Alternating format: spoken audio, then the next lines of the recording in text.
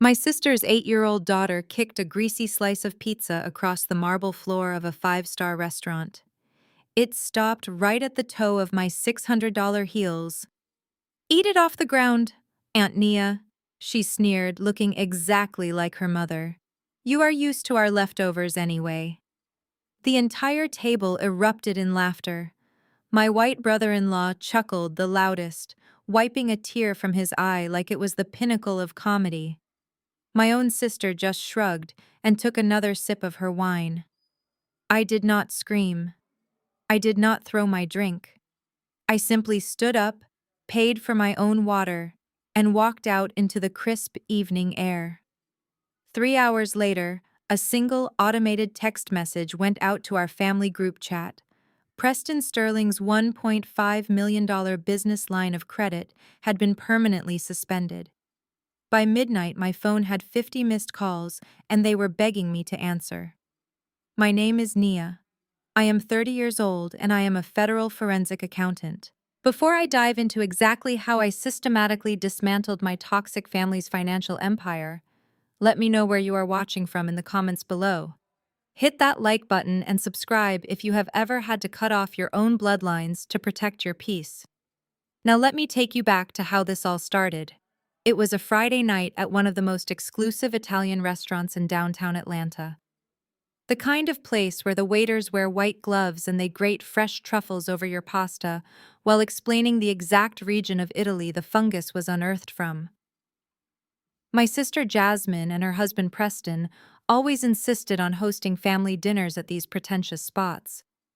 They never actually paid for my meal, but they loved the optics of sitting at a grand table playing the role of the benevolent patriarch and the glowing society wife. Jasmine is 4 years older than me and has been the golden child since the day I was born. Growing up in a comfortable upper-middle-class Black family, Jasmine was the pageant queen, the cheerleader, the one my mother Valerie paraded around like a prized show pony. I was the quiet one, the one who preferred numbers to people, the one who read financial journals instead of fashion magazines.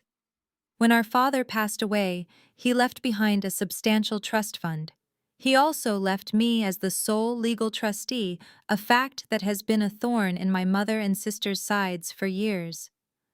My father knew Jasmine was terrible with money, and he knew my mother would enable her. But then, Jasmine married Preston. Preston is a tech bro from a wealthy white family who speaks almost entirely in startup buzzwords.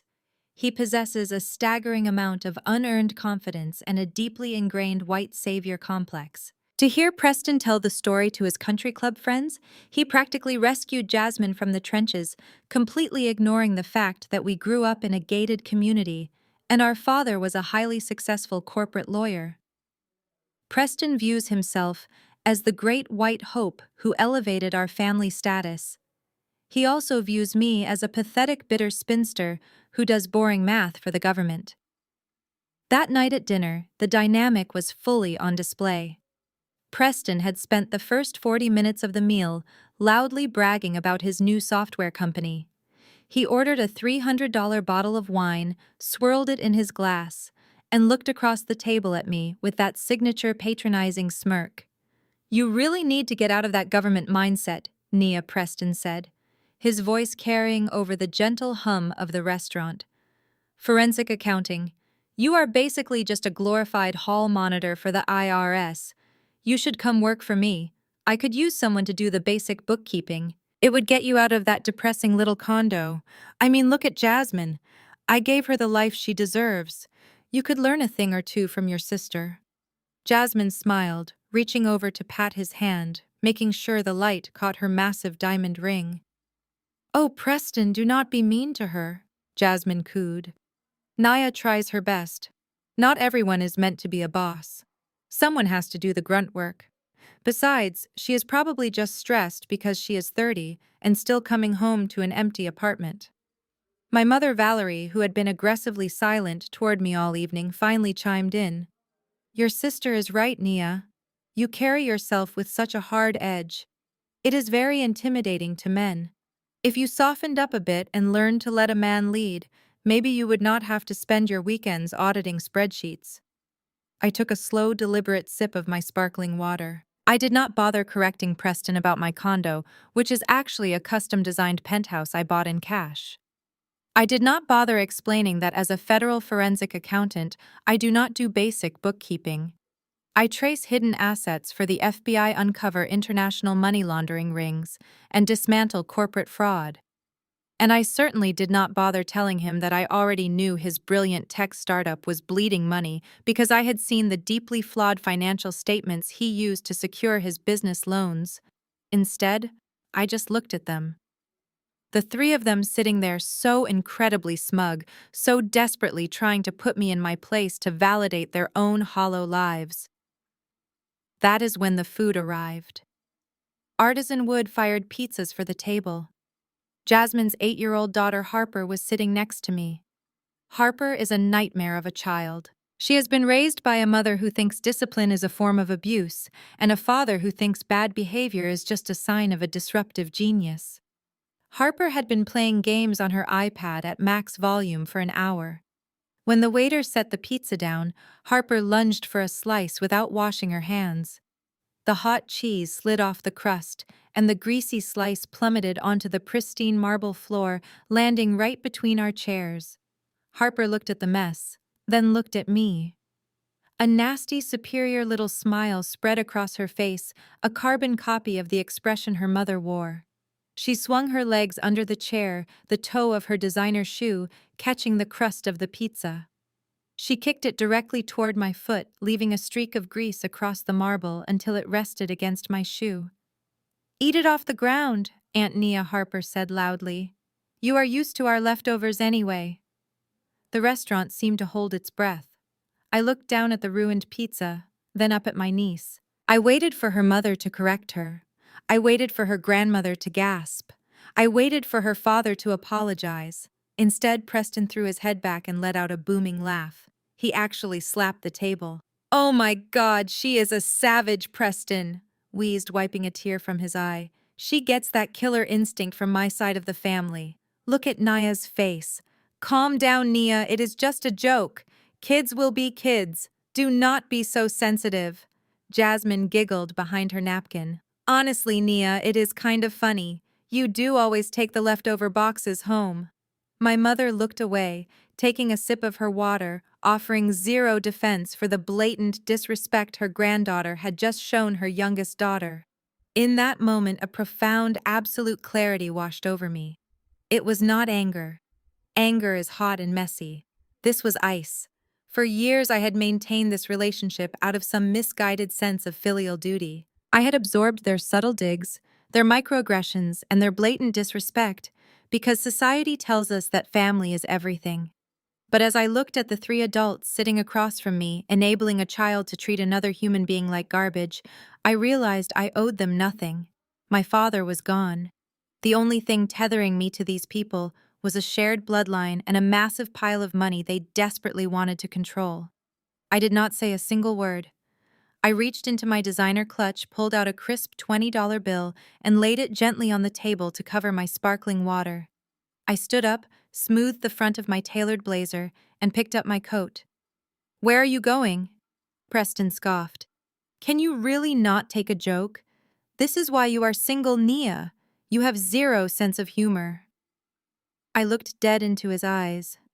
"Enjoy your meal, Preston. And Harper, you might want to learn some manners before your daddy's money runs out." I turned and walked out of the restaurant.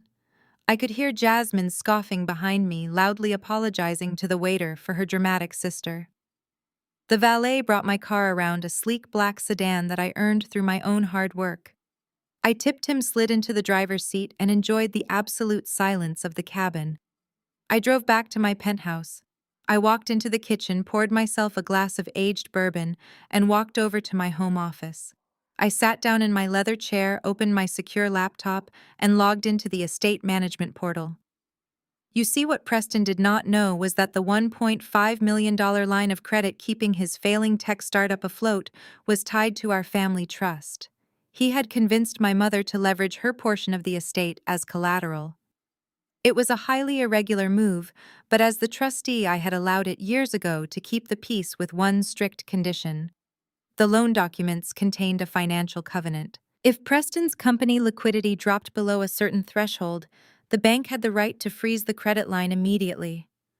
For the last 3 months, I had been watching Preston's numbers tank. He was drowning. He had been quietly moving money around to artificially inflate his balance sheets, violating the covenant. I had kept quiet, giving him a grace period, because despite everything, he was my sister's husband. But as I sat in the glow of my monitor, tasting the smooth burn of the bourbon, all mercy evaporated. I pulled up the financial reports I had legally compiled. I drafted an email to the chief risk officer at Chase Bank attaching the evidence of Preston's covenant violation and officially withdrawing the trust's backing of the collateral due to fraudulent reporting. I hovered my mouse over the send button. I thought about the pizza on the floor. I thought about my mother's silence. I thought about Preston's arrogant white savior laugh. I clicked send. The wheels of institutional finance move surprisingly fast when high-level fraud is reported by a certified federal accountant. I closed my laptop, finished my drink, and took a long hot shower. At exactly 11:45 that night, my phone buzzed on the nightstand. It was an automated message from the bank sent to the entire family group chat because my mother was listed as a co-signer. Notice of account action. The Sterling business line of credit has been permanently suspended due to covenant breach and withdrawal of collateral backing. All outstanding balances are now subject to immediate review. 10 seconds later, the screen lit up with an incoming call from Preston. I let it ring. Then came a call from Jasmine. I let it ring. Then my mother. For the next 15 minutes, my phone vibrated constantly. 50 missed calls. Frantic text messages demanding to know what was going on, begging me to fix the glitch, screaming at me to answer the phone. I picked up the device, smiled at the chaotic notifications, switched it to Do Not Disturb, and went to sleep. The great white savior was officially bankrupt, and the golden child was about to lose her crown. And this was only the beginning. The sun rose over the Atlanta skyline, casting a warm, golden glow across the floor-to-ceiling windows of my penthouse. It was exactly 7 in the morning. I was standing on my balcony, holding a mug of black coffee, watching the city wake up. The air was crisp, and for the first time in years, my mind was entirely quiet. I had slept like a baby. My phone had remained on Do Not Disturb all night, acting as a silent vault for the dozens of panicked messages I knew were waiting for me. I took a slow sip of my coffee, savoring the peace. That peace was shattered precisely 3 minutes later. The private elevator that opened directly into my foyer dinged loudly. I froze. Only the concierge and I had the access code to bypass the lobby security, except for an emergency override keycard I had foolishly given my mother 3 years ago when I had surgery. I had completely forgotten she even had it in her possession. Heavy footsteps echoed on the hardwood floor, followed immediately by my sister's shrill voice echoing through my home. "Nia, where are you?" Jasmine shrieked. I turned around and walked back inside, leaning calmly against the kitchen island. Jasmine came storming into the living area, looking completely unhinged. She was wearing a silk designer tracksuit, her hair messy, her eyes wide with manic panic. My mother Valerie trailed closely behind her, clutching her luxury handbag like a shield, her face twisted in a scowl of deep disapproval. "Unlock it right now!" Jasmine screamed, pointing a perfectly manicured finger at my face. "Unlock the account right now, Nia. Do you have any idea what you have done?" I took another sip of my coffee. "Good morning to you too, Jasmine." "Mother, to what do I owe the pleasure of this early morning home invasion?" "Do not play games with me," Jasmine yelled, pacing back and forth across my living room rug. "Preston's business card was declined this morning." "Declined, Nia. He was trying to finalize the catering deposit for my country club brunch next weekend, and the bank told him the entire line of credit was frozen." "Frozen. By you. You need to call Chase Bank right now and tell them it was a mistake. Tell them you pressed the wrong button on your stupid little computer and fix this immediately." "There was no mistake, Jasmine," I said evenly, setting my mug down on the marble counter. "I did not freeze the account out of spite." Preston violated the financial covenant of the trust. He has been manipulating his balance sheets and hiding massive losses. The bank had every right to pull his credit, and as the trustee of our father's estate, I had a strict legal fiduciary duty to withdraw our collateral before he dragged the family trust down with him. Jasmine stared at me blankly. It was obvious she had absolutely no idea what a financial covenant was, nor did she care. All she heard was that I had cut off her endless supply of vanity funds. "I do not care about your boring accountant words." Jasmine snapped, her face turning red. "You are just trying to ruin my life because you are miserable. You have always been jealous of me. You are jealous that Preston bought me a mansion while you live alone in this sterile apartment. You are jealous that my husband is a visionary entrepreneur and you are just a government drone." I almost laughed. A visionary entrepreneur. Preston was currently bleeding money faster than a punctured artery, and his wife was worried about a brunch deposit. That is when my mother decided to step in. Valerie stepped forward, her heels clicking aggressively on the hardwood. She positioned herself between Jasmine and me, acting as the fierce protector of the golden child, just as she always had. "You listen to me, Nia Washington," my mother hissed, her voice trembling with misplaced rage. "I never agreed with your father making you the executor of the trust. It was a massive slap in the face to me, his own wife, and to your older sister. He only did it because you manipulated him at the end.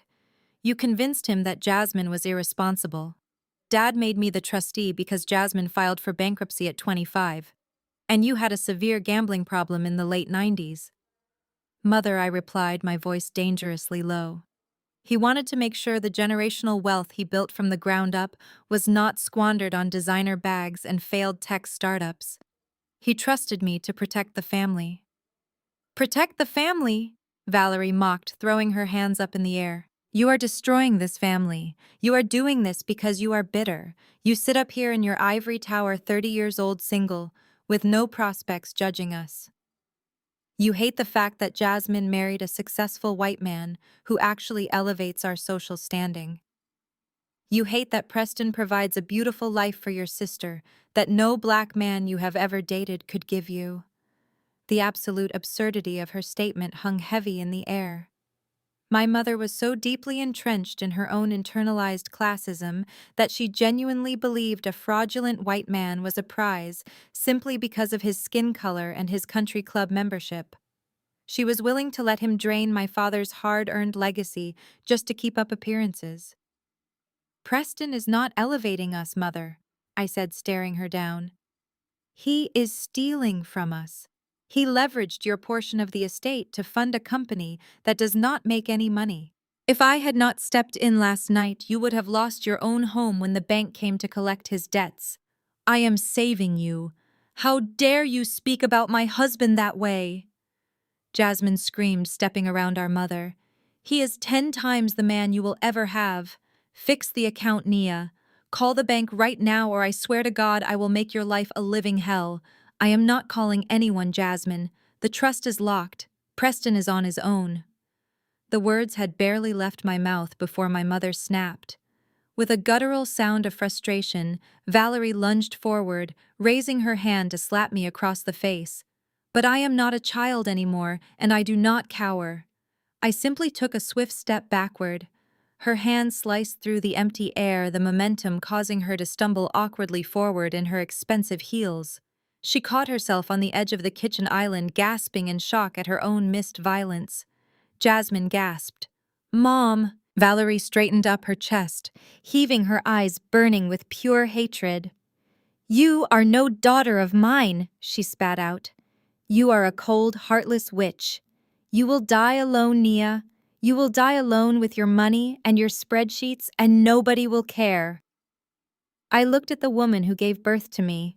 I felt no sadness, only a profound sense of exhaustion. It is over. I picked up my phone from the counter and pressed the speed dial for the front desk. "Yes," Miss Washington, the concierge, answered immediately. "Marcus, I have 2 unauthorized individuals in my penthouse. They used an emergency override card that is no longer valid.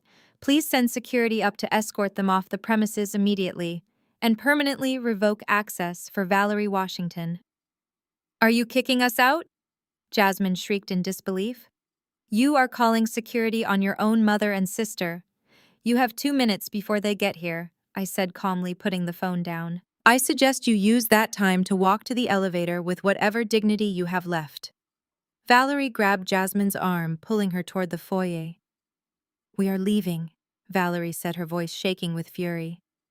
But this is not over, Nia. We are going to take you to court. We will have you removed as trustee so fast your head will spin. You messed with the wrong people. I stood in the kitchen and watched them march toward the elevator. The heavy wooden doors of my penthouse slid open, just as two burly security guards in dark suits stepped off the lift. Ladies, it is time to go, the taller guard said firmly, gesturing toward the open elevator car. Do not touch me, Jasmine snapped, brushing past him. I am leaving.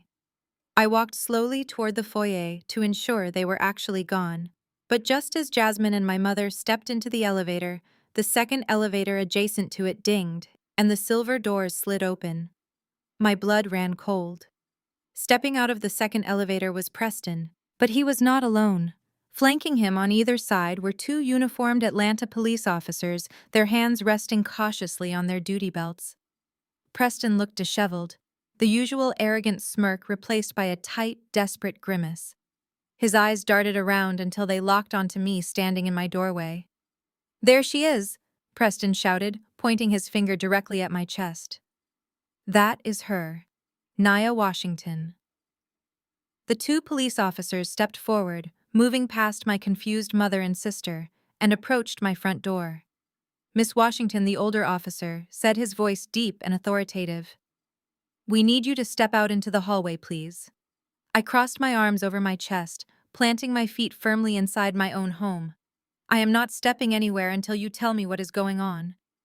Preston pushed his way past the officers, his face flushed with manufactured outrage. Tell them the truth, Nia. Tell them what you did. He turned to the cops, playing the role of the panicked, victimized business owner to perfection. Officers, this woman is my sister-in-law. She is a disgruntled former contractor for my company. Early this morning, she hacked into my secure corporate servers and stole highly confidential intellectual property and proprietary trade secrets. She is attempting to extort my family and destroy my business. I want her arrested for corporate espionage and grand larceny right now. My mother and Jasmine gasped, immediately rallying behind Preston. I told you she was a criminal, Valerie cried out to the officers. She is trying to ruin us. Arrest her. I stared at Preston. The sheer audacity of this man was almost impressive. He knew he was financially ruined, so he was playing his only remaining card.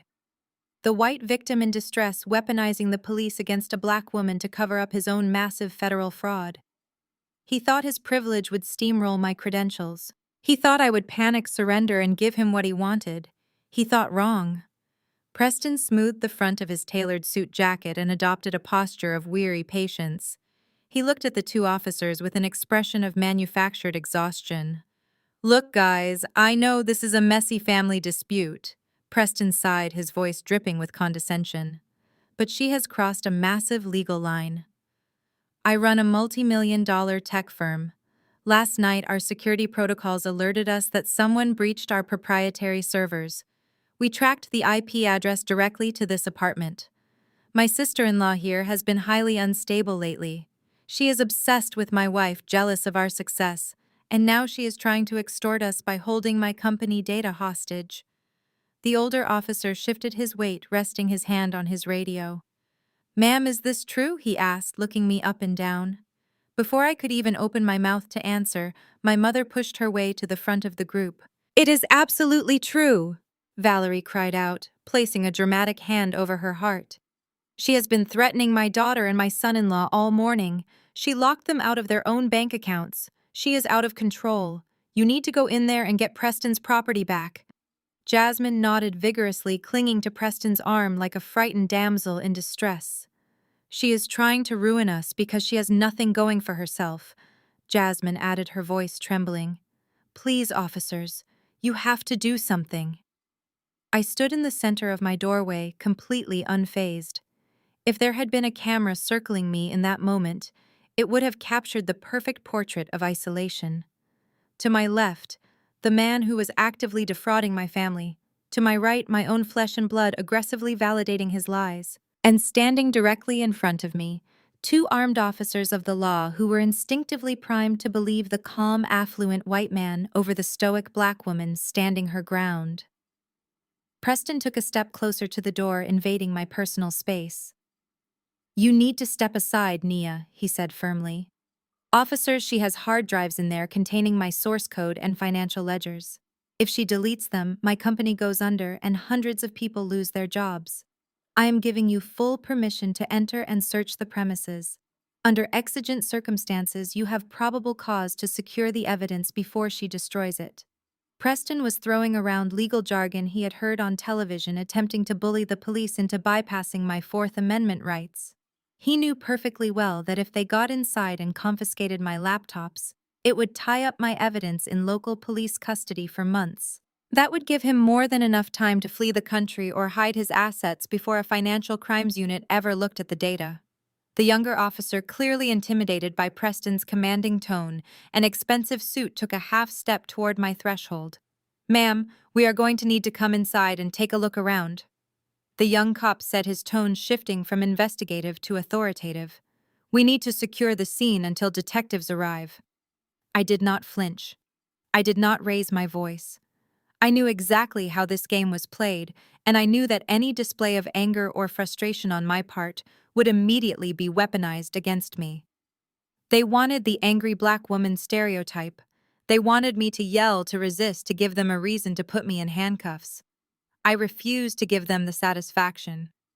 "Do you have a warrant?" I asked, my voice as calm and steady as a metronome. The older officer frowned. "Ma'am, given the nature of the allegations and the claims of a cyber breach in progress, we have the authority to secure the premises. Now step out of the doorway." I held up one single finger, gesturing for them to wait. "You do not have a warrant, and there is no active crime occurring in this residence," I said. "However, before you make a career-ending mistake based on the fraudulent claims of a desperate man, I suggest you look at who you are dealing with. Keep your hands where I can see them." I am going to reach into my jacket pocket.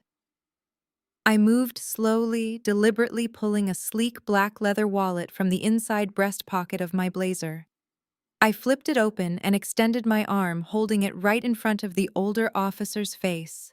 The gold federal badge gleamed under the hallway lights right next to my official government identification card. "My name is Nia Washington," I said, my voice cutting through the tension like a scalpel. "I am a senior forensic accountant with the federal government. I hold a top-secret security clearance, and I investigate multi-million-dollar financial crimes for federal task forces. The data Mr. Sterling is accusing me of stealing is not proprietary intellectual property. It is the fraudulent bookkeeping of a failing startup that he illegally collateralized using my family's trust fund." The older officer's eyes widened as he read the federal seal on my credentials. He immediately took a step back, his posture shifting from aggressive to highly cautious. I did not stop there. I reached into the console table just inside my door and pulled out a thick blue bonded legal document. I handed it directly to the older officer. "That is a certified copy of the Washington Estate Trust." I continued, maintaining direct eye contact with the police. "It names me as the sole legal trustee and executor. It grants me absolute legal authority to audit, seize, and freeze any assets tied to the trust's capital." Mr. Sterling violated federal banking covenants. "The digital files I possess are the legal property of the trust, gathered during a lawful audit to prevent the very embezzlement he is currently committing. If you step foot inside my home without a federal warrant, you will be interfering with an active federal financial investigation, and I will personally see to it that your badge numbers are reported to your commanding officer and the Internal Affairs Division by noon today." The silence in the hallway was deafening. The younger officer swallowed hard, stepping completely away from my door. The older officer carefully handed the trust document back to me, his expression tight and apologetic. "Understood, ma'am," the older officer said, clearing his throat. "My apologies for the misunderstanding.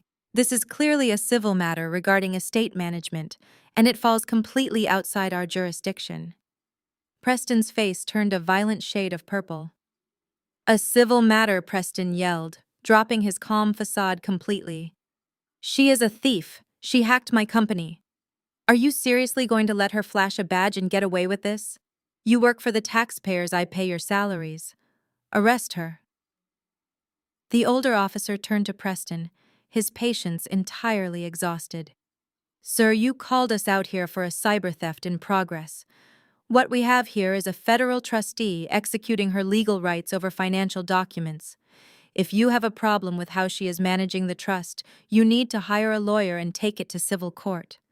If you call emergency services again to report a false crime to settle a family dispute, I will arrest you for filing a false police report and wasting municipal resources. Do I make myself perfectly clear? Preston opened his mouth to argue, but no words came out. He was completely paralyzed by the reality that his ultimate trump card, his perceived superiority, had just been effortlessly neutralized. Jasmine grabbed his arm, looking absolutely terrified of the police officer's threat. Preston, let us just go, Jasmine whispered frantically. We will call the lawyers. Let us go. My mother stood frozen, staring at me, as if she had never seen me before in her life. She realized in that moment that the quiet daughter she had spent decades underestimating was holding all the cards, and there was absolutely nothing she could do to intimidate me. I looked right at Preston. You should leave, Preston, and I strongly suggest you retain very expensive criminal defense counsel. You are going to need it. Preston glared at me with a hatred so pure it practically vibrated in the air between us. He turned on his heel and stormed down the hallway toward the elevators, dragging Jasmine behind him. My mother gave me one last disgusted look before following them, her head held high in a pathetic attempt to preserve her dignity. I watched them get into the elevator. The doors slid shut, cutting off my view of their panicked, defeated faces. I let out a slow, steady breath. My heart was pounding against my ribs, but my hands were completely steady.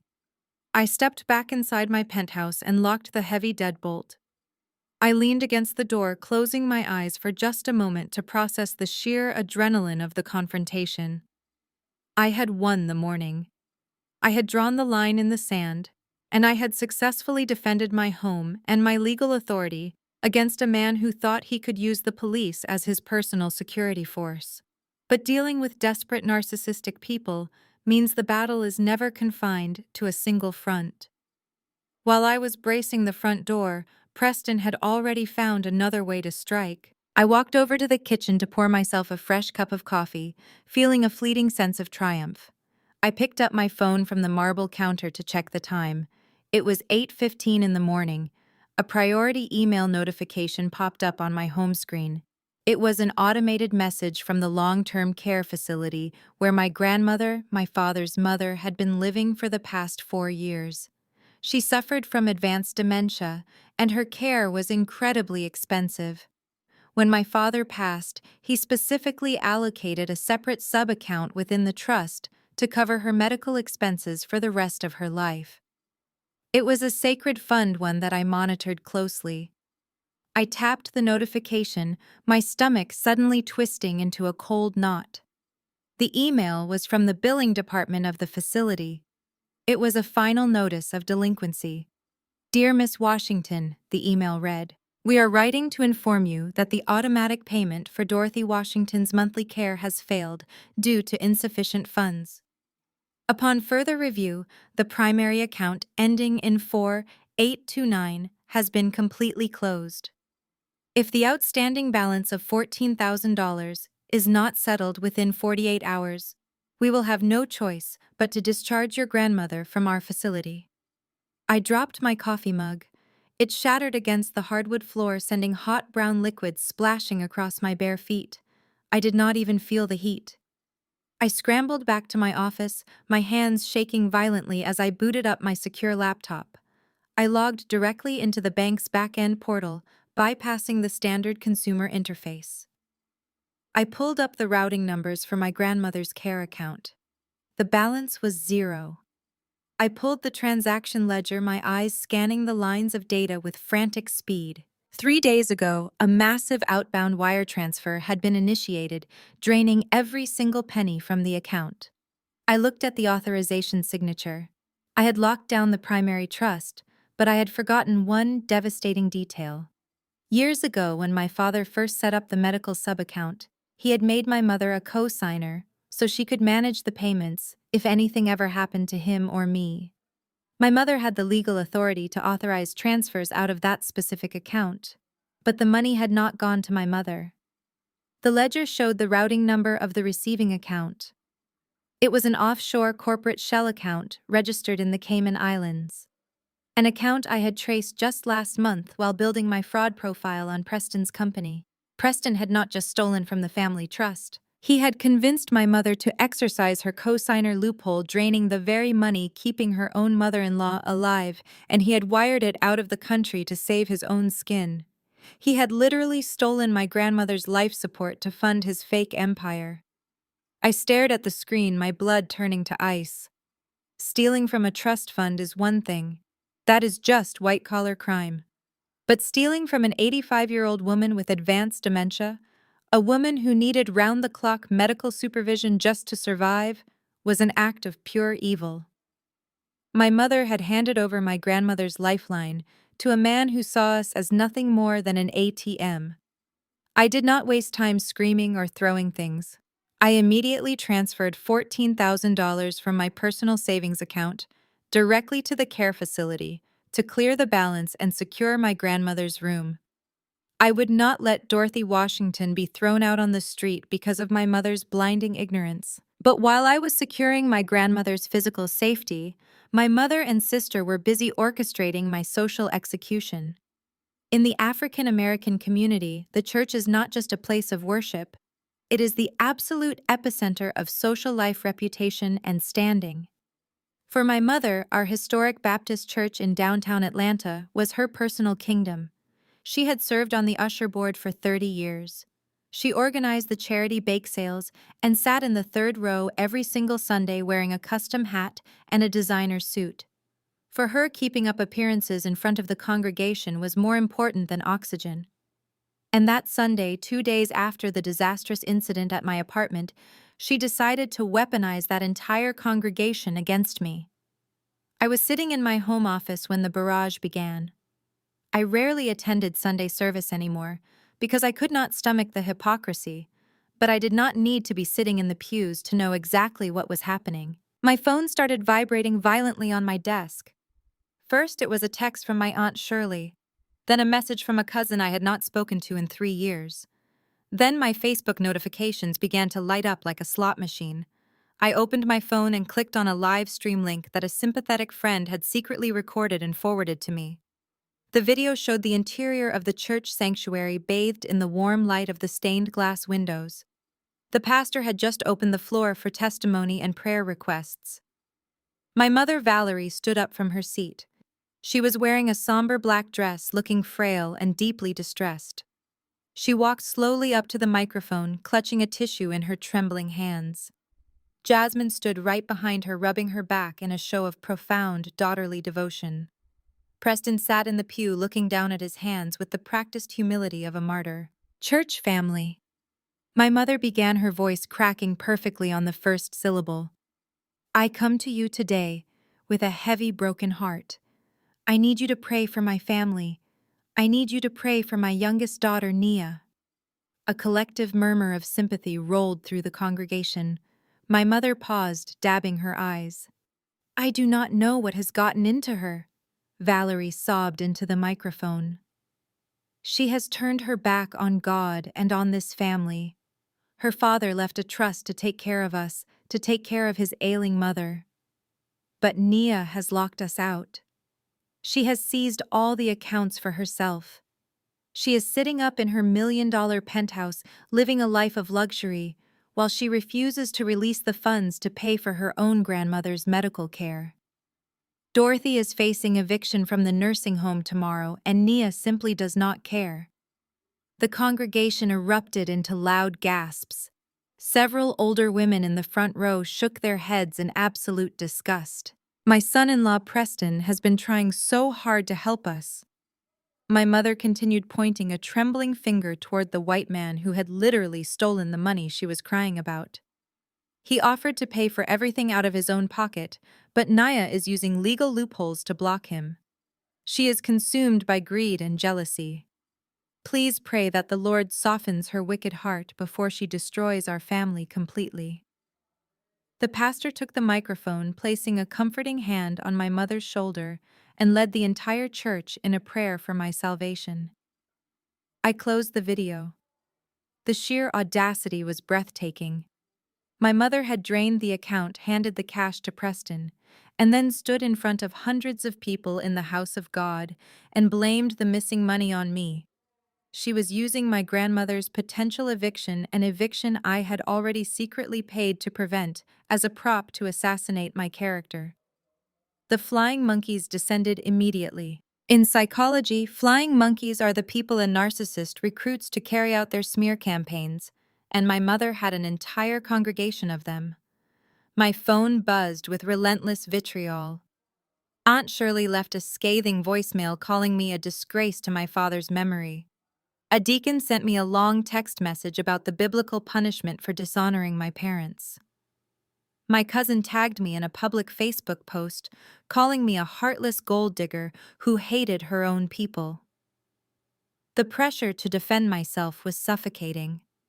Every instinct in my body screamed at me to log on to social media, to post the bank statements, to expose Preston as a fraud, and my mother as his willing accomplice.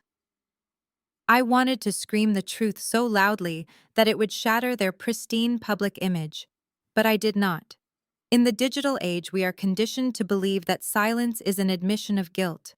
We feel a desperate need to clear our names in the court of public opinion. But as a forensic accountant, I knew something that the loud, angry mob did not. The court of public opinion does not issue subpoenas. The court of public opinion does not hand down federal indictments. If I tipped my hand now, if I showed them the evidence I was holding, Preston would know exactly what I had uncovered. He would realize I was tracking his offshore movements, and he would scramble to cover his tracks or flee the jurisdiction before I could build an airtight case. Let them talk, I whispered to the empty room. Let them dig the hole deeper. I turned my phone on airplane mode, completely shutting out the noise of my toxic extended family. I pushed the church video and the hateful messages out of my mind and focused entirely on the numbers. Numbers do not lie, they do not cry on command, and they do not manipulate congregations. I pulled up the routing information for the Cayman Islands Shell Company, where Preston had transferred my grandmother's life support funds. To the untrained eye, tracking an offshore wire transfer is like trying to follow a single drop of water through a hurricane. But this is exactly what I did for a living. I ran the Shell Company's registry number through a global financial database I had access to. The company was listed as a generic consulting firm, but the registered agent was a law firm known for setting up blind trusts for high net worth individuals trying to hide assets from the IRS. I started cross-referencing the transfer dates. This was not the first time Preston had moved money to this specific offshore account. Over the past 6 months, he had been systematically siphoning funds from his tech startup. He was not just a terrible businessman who was failing. He was intentionally tanking his own company. He was taking the loan money backed by my family's trust and funneling it offshore through a series of fake vendor invoices. I leaned closer to the monitor, my eyes scanning the digital paper trail. The $14,000 stolen from my grandmother was just a tiny drop in a massive bucket of fraud. But why did he need that specific $14,000 so desperately right now? I dug deeper into the offshore account's recent activity. I found a pending authorization for a wire transfer out of the Cayman account, directed to a private real estate broker in Geneva, Switzerland. The pieces of the puzzle violently snapped together. Preston was not trying to save his tech company. He was not trying to salvage his life in Atlanta. He was actively liquidating every single asset he could get his hands on, including my grandmother's medical funds, to finalize the purchase of a luxury property in a country with famously strict banking secrecy laws. He was planning to run. He was going to take the money, abandon his failing business, and leave my sister, my mother, and his own daughter holding the bag for millions of dollars in fraudulent debt. And the best part was, my mother and sister were aggressively defending him while he dug their financial graves. A cold, dangerous smile spread across my face. Preston Sterling thought he was the smartest man in the room. He thought he could use his white privilege and my family's dysfunction as a smokescreen to execute the perfect financial crime. He thought I was just a bitter spinster who would eventually crack under the pressure of a church smear campaign. I picked up my secure phone and dialed a number I knew by heart. It was the direct line to the lead investigator at the Federal Bureau of Investigation's White-Collar Crime Division, the man who had mentored me for the last 5 years. "Agent Miller," I said when he answered the line. "It is Nia Washington. I need you to open a file.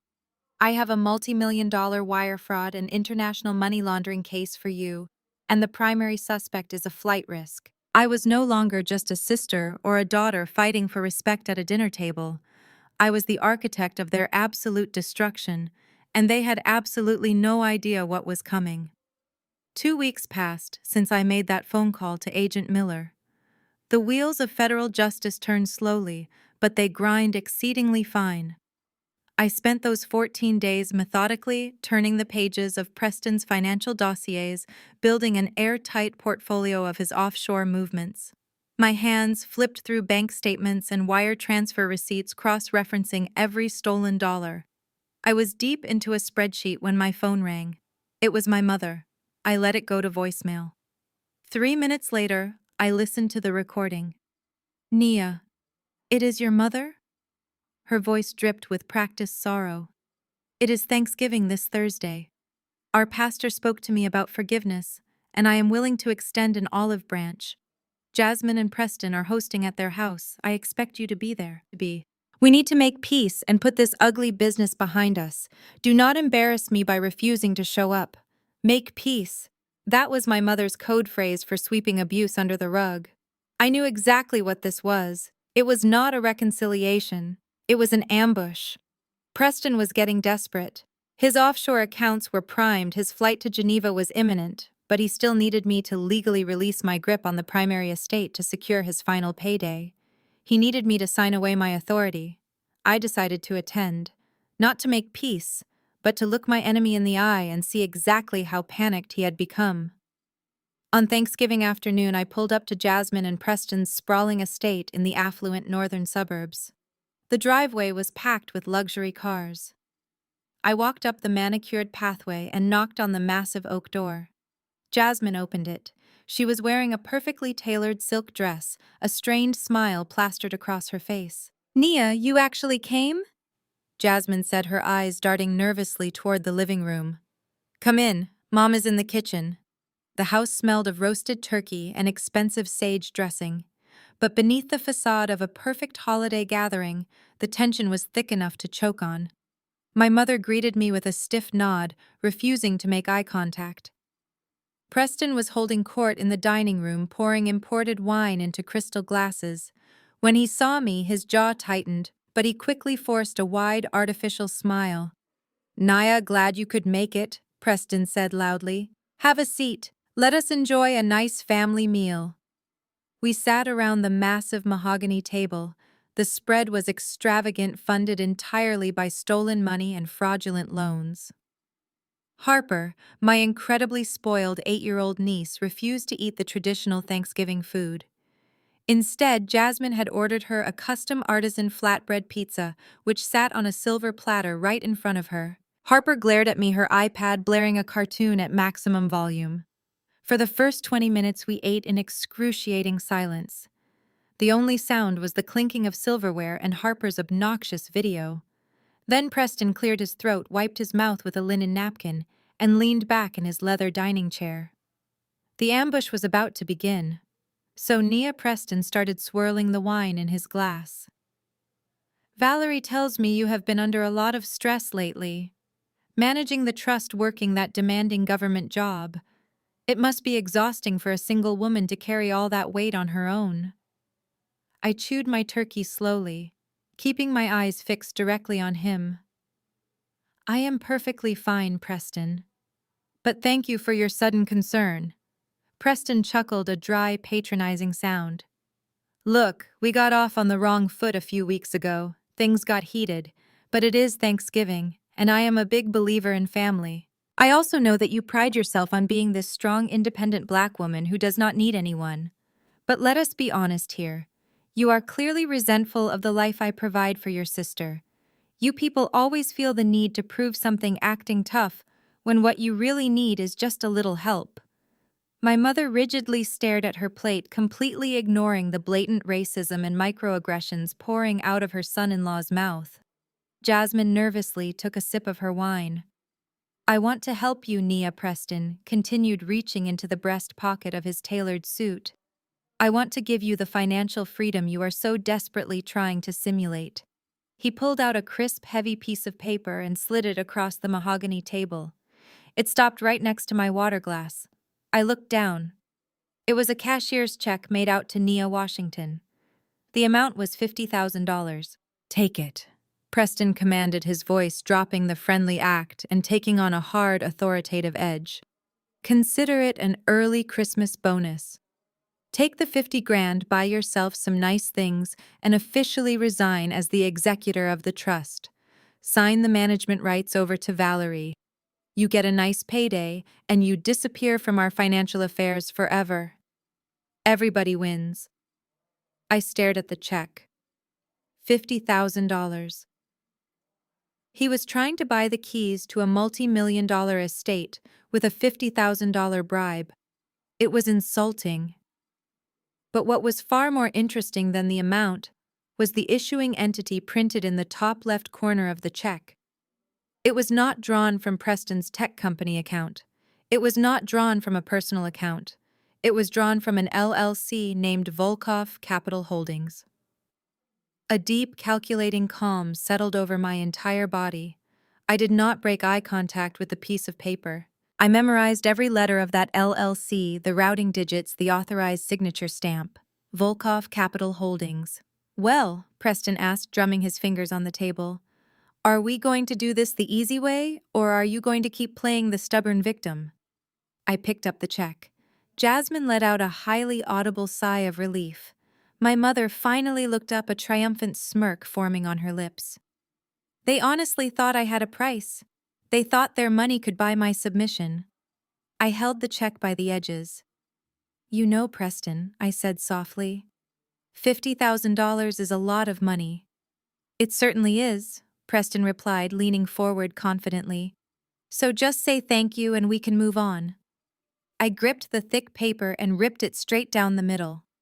The sound of the tearing paper echoed sharply in the silent dining room. Jasmine gasped. Preston's confident smirk instantly vanished, replaced by a look of sheer disbelief. I placed the two torn halves together and ripped them again. Then again. I methodically shredded his $50,000 bribe into tiny pieces. What the hell are you doing? Preston shouted, slamming his hand on the table. Are you out of your mind? I stood up from my chair. I gathered the handful of shredded confetti that used to be his check. I walked slowly around the table, stopping directly behind Harper's chair. She looked up at me, her iPad still blaring. Her artisan flatbread pizza was sitting untouched on her plate. I held my hand over her food and slowly opened my fingers. The tiny pieces of the check fluttered down like snow, covering her pizza in a blanket of destroyed financial documents. Eat it off the ground, I whispered, quoting her exact words from the restaurant. Or in this case, eat it off the pizza. Harper shrieked and pushed her plate away. Jasmine jumped up from her chair, her face contorted with rage. You are psychotic, Nia. Get out of my house. I turned to look at my mother, who was sitting completely frozen in shock. Make peace, Mother. That is what you said. But there will be no peace for thieves. I looked back at Preston. His face was entirely pale.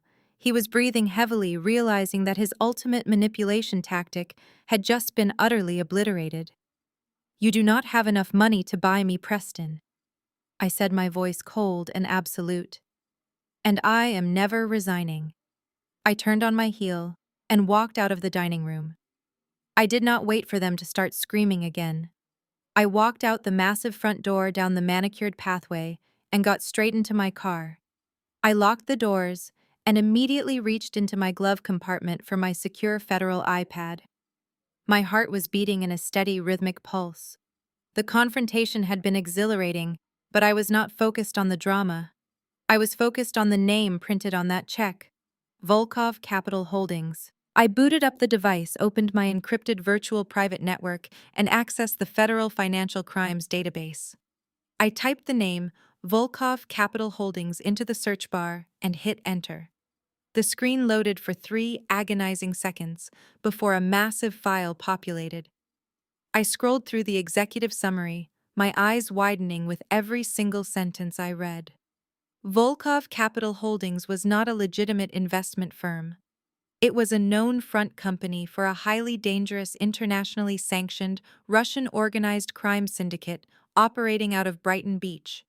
The FBI had been tracking this specific syndicate for years. They specialized in predatory lending extortion and aggressive money laundering. They targeted desperate businessmen offering massive high-interest cash loans that traditional banks would never approve. Preston was not just moving money to Switzerland to escape his failing tech company. He had taken out massive unrecorded loans from the Russian mob to cover his missing margins, and now the mob was calling in their debts. He gave me that check because the Russians were breathing down his neck, and he desperately needed to unlock my family's trust fund to pay them back before they resorted to violence. I sat in my car, staring at the glowing screen of my iPad.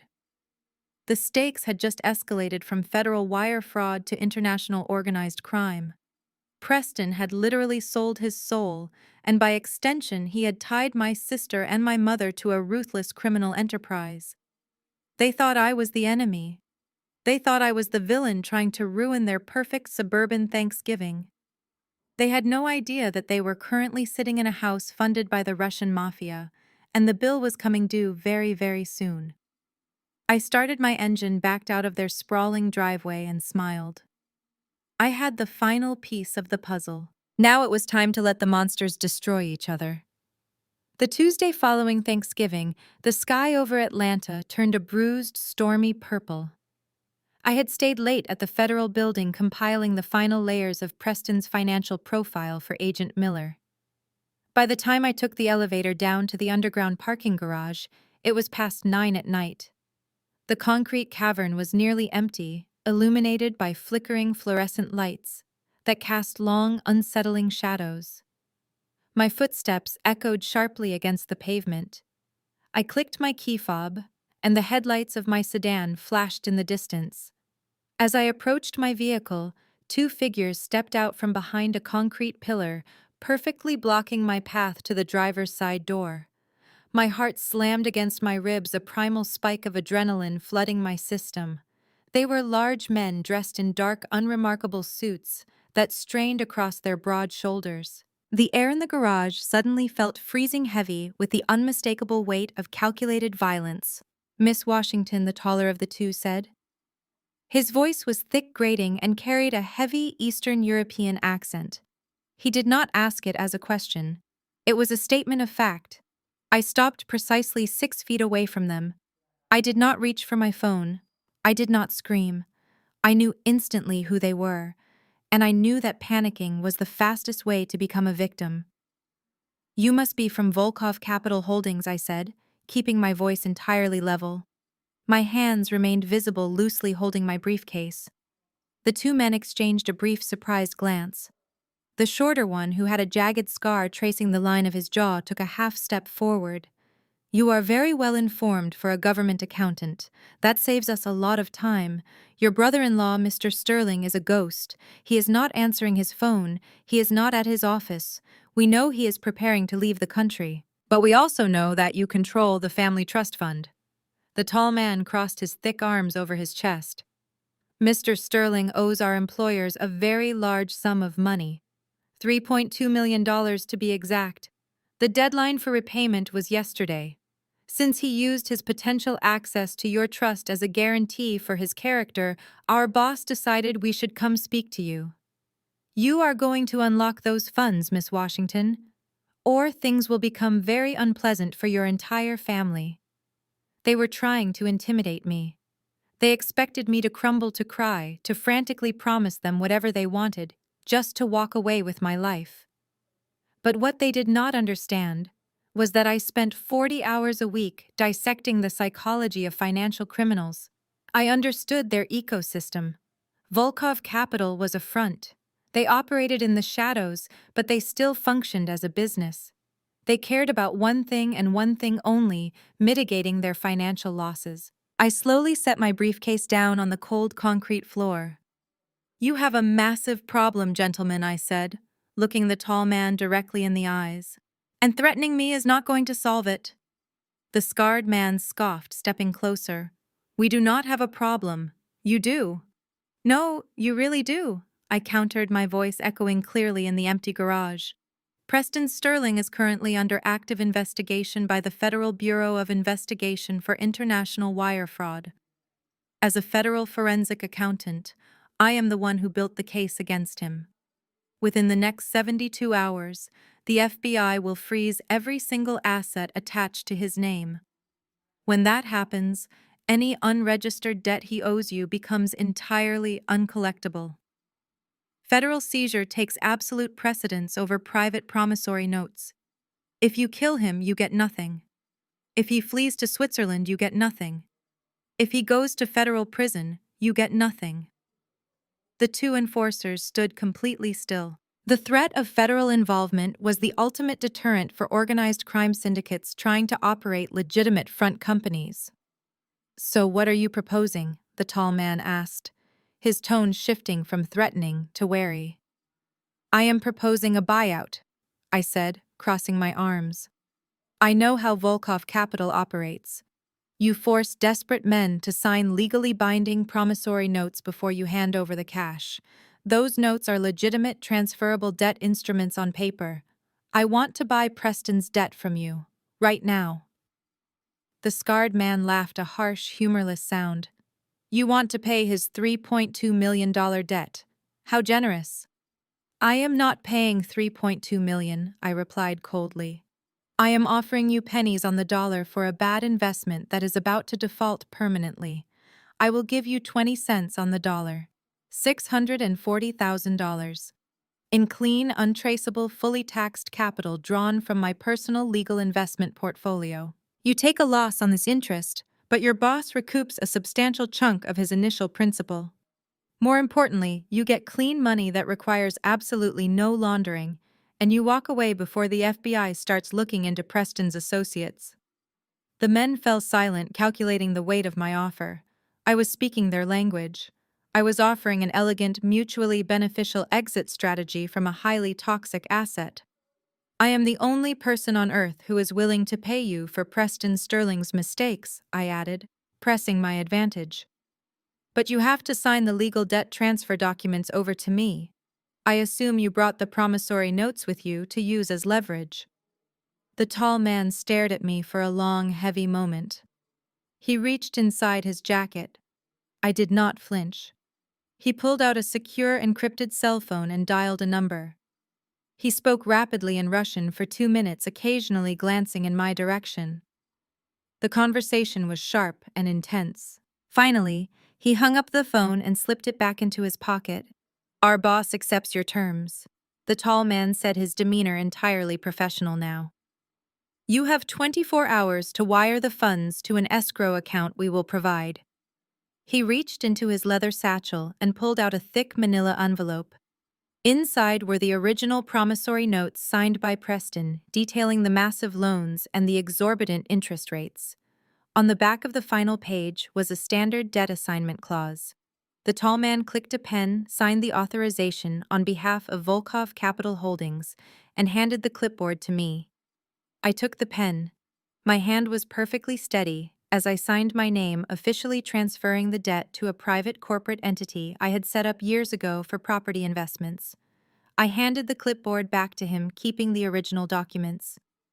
"I will initiate the wire transfer the moment I get home. It will clear by tomorrow morning." The scarred man looked at me, a strange expression of genuine respect crossing his rough features. You are a very cold woman, Miss Washington. Your brother-in-law is a fool to have crossed you. We do not disagree on that, I said, picking up my briefcase. Tell your boss it was a pleasure doing business. I unlocked my car, got in, and started the engine. The two men melted back into the shadows of the concrete pillars, disappearing as quickly as they had arrived. I drove out of the parking garage, my hands gripping the steering wheel so tightly my knuckles turned white. I had just done the unthinkable. I had willingly handed over more than $500,000 of my own hard-earned money to ruthless criminals.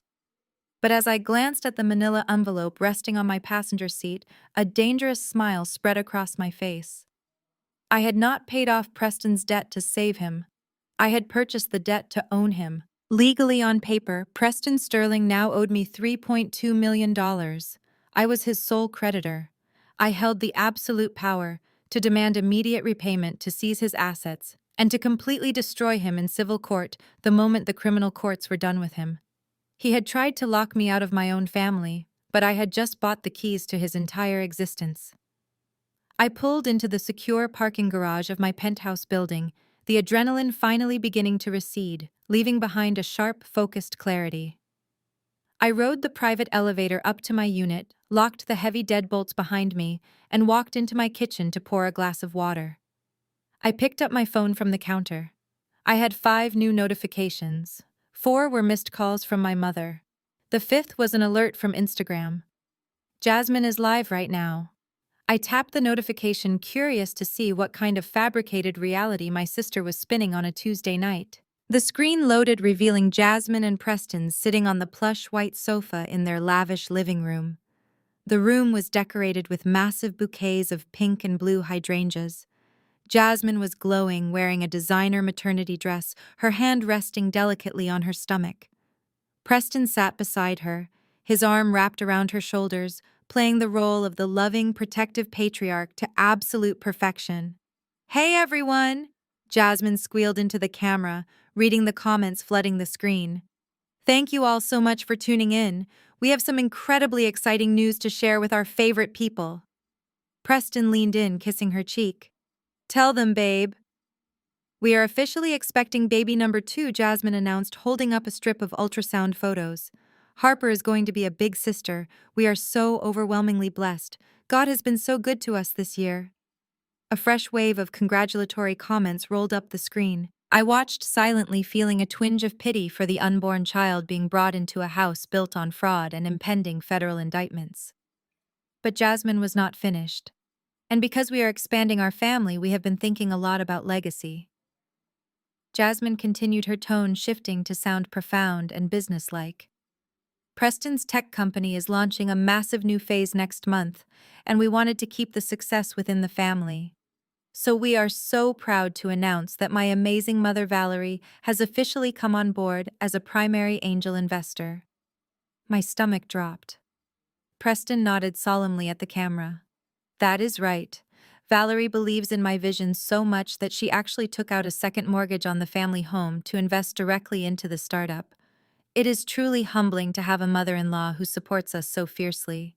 We are building generational wealth together, and we are taking this company to the moon." I stared at the screen, the breath completely knocked out of my lungs. My mother had not just handed over my grandmother's nursing home funds. Driven by her desperate need to fund Jasmine's luxurious lifestyle and validate her white son-in-law's genius, she had gone to a bank. She had signed away the equity on the beautiful 4-bedroom colonial home my father had worked his entire life to pay off. She had taken out a massive second mortgage and handed the cash directly to a man who was currently packing his bags to flee to Switzerland. The video ended, but I stood frozen in my kitchen.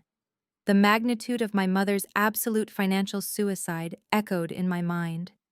She had handed Preston the final nail for her own coffin. I looked down at the manila envelope resting on my kitchen counter. The debt I now owned. The trap was fully set, the players were all in position, and the explosion was going to be biblical. 10 days later, I walked right into the lion's den to spring the trap. Jasmine and Preston had rented out the grand ballroom of the most exclusive historically white country club in Buckhead for their baby shower. It was an obscenely lavish affair, completely detached from their grim financial reality. As I glided through the ornate mahogany double doors, the sheer scale of the financial delusion was staggering. There were towering floral arrangements of imported white orchids on every table, a string quartet playing classical renditions of pop songs in the corner, and a massive ice sculpture carved into the shape of a baby carriage. All of this excessive luxury was being funded by the second mortgage my mother had desperately taken out on her home.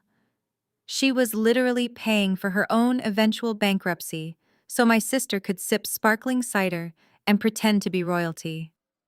I walked smoothly across the plush carpet, my presence immediately sending a ripple of tension through the room. I was wearing a tailored emerald green suit, my hair perfectly styled, my expression unreadable.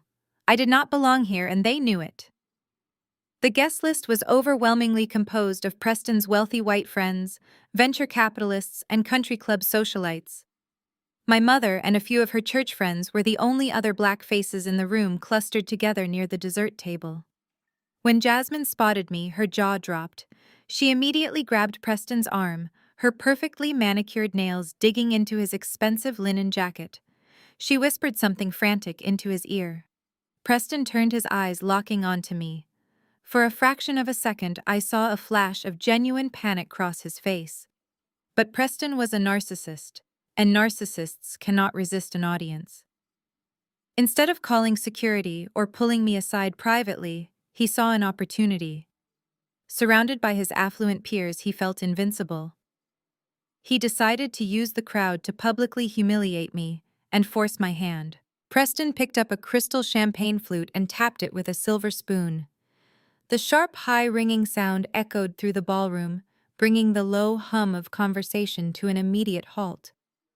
"Excuse me, everyone," Preston called out, projecting his voice with the polished confidence of a seasoned scam artist. "If I could just have your attention for a moment. We have a very unexpected guest today." The crowd parted slightly as Preston walked toward me, a condescending smile plastered across his face. Jasmine followed closely behind him, her hands resting protectively over her small baby bump. My mother watched from a distance, her face pale with anxiety. Preston stopped a few feet away from me, opening his arms wide in a theatrical gesture of welcome. "Nia," Preston said loudly, ensuring every single person in the room could hear him. "I am honestly surprised to see you here. After the way you have been treating this family, locking down the estate, refusing to help your own mother, I figured you would be too ashamed to show your face today." Murmurs of shock and disapproval rippled through the crowd of wealthy onlookers. A few of Preston's tech bro friends shook their heads, casting judgmental glares in my direction. They had clearly been fed a narrative where Preston was the generous savior, and I was the greedy, bitter sister holding the family wealth hostage. Jasmine placed a hand on Preston's chest, playing her part flawlessly. "Please, Preston, do not cause a scene," she said, projecting a tone of wounded grace. "It is my special day. Let us just ask her to leave quietly." "No, Jasmine," Preston interrupted, playing the righteous protector. "Your sister needs to understand the damage she is doing. This is supposed to be a celebration of our growing family. But instead of supporting us, Nia is hoarding your late father's trust fund out of pure spite. She has tried to ruin my business. She has stressed out your mother, and she is trying to deny our unborn child their rightful inheritance." The room was completely silent now. The social pressure was suffocating. In any other circumstance, a woman standing alone in a room full of hostile, privileged strangers being publicly berated would break down. She would cry or scream or run out of the building to escape the sheer humiliation. That was exactly what Preston was banking on. He was using the collective weight of his elite social circle to crush my resolve. Preston reached into the breast pocket of his jacket and pulled out a folded piece of thick legal paper. He stepped forward and shoved it toward my chest. "I am giving you a chance to make this right, Nia," Preston said, his voice dripping with venom masquerading as mercy. "Right here, right now, in front of all of our friends and family. This is a standard release form. It officially relinquishes your control as the sole trustee, and releases the family funds to Valerie and Jasmine. Think of it as your gift to the new baby. Sign it, walk away, and we will forgive everything you have done. The audacity was truly spectacular. He was demanding the keys to the vault in front of an audience, framing it as an act of familial redemption. I looked at the piece of paper in his hand. Then I looked up into Preston's eyes. I let my shoulders drop. I let a heavy, defeated sigh escape my lips. I allowed my expression to soften into one of utter exhaustion, playing the role of the broken, beaten woman who simply could not fight anymore. "I am so tired of fighting with you, Preston," I whispered, keeping my voice just loud enough for the people in the front row to hear. "I am tired of the screaming. I am tired of the drama." Jasmine let out a triumphant little breath, her eyes lighting up with greed. My mother visibly relaxed her shoulders across the room. Preston's smile widened into a full, arrogant beam. He had won. He had broken the stubborn black woman. "But if I am going to step down," I continued, my voice trembling slightly with manufactured defeat, "I am not signing some random piece of paper you printed off the internet. It has to be done legally. I am a federal accountant. I will not risk losing my license over improper estate documentation." I reached into my designer tote bag and pulled out a blue bonded legal folder. I opened it, revealing a dense, multi-page legal document covered in official-looking federal clauses in small print. I brought the official trustee dissolution and asset transfer forms, I said, pulling a sleek silver pen from my bag. "It releases my authority entirely, but as the primary beneficiary representing the family, you have to countersign the recipient acknowledgement before I sign the release."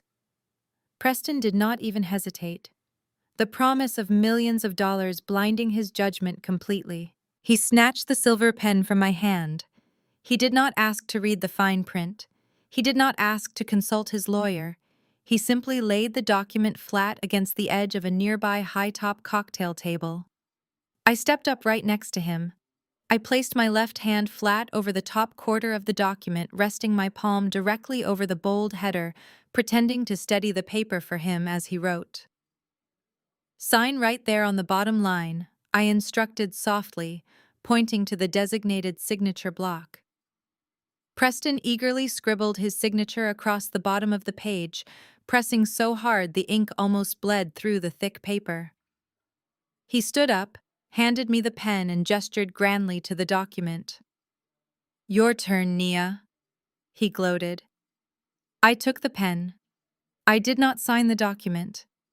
Instead, I carefully picked it up, blew gently on the wet ink to dry it, and slid it safely back into my blue bonded folder. I closed the folder with a sharp, satisfying snap. "What are you doing?" Jasmine demanded, her brow furrowing in confusion. "You did not sign it." I looked at my sister, the mask of exhaustion completely evaporating from my face. I stood up, perfectly straight, the cold, calculating energy returning to my posture. "I never said I was going to sign it, Jasmine," I replied, my voice ringing out clearly across the silent ballroom. "I said Preston had to sign it. And he just did." Preston frowned, stepping forward. "Give me that paper, Nia. Stop playing games. What exactly did I just sign?" I offered him a terrifying, ice-cold smile. "You will find out soon enough, Preston. Enjoy your baby shower.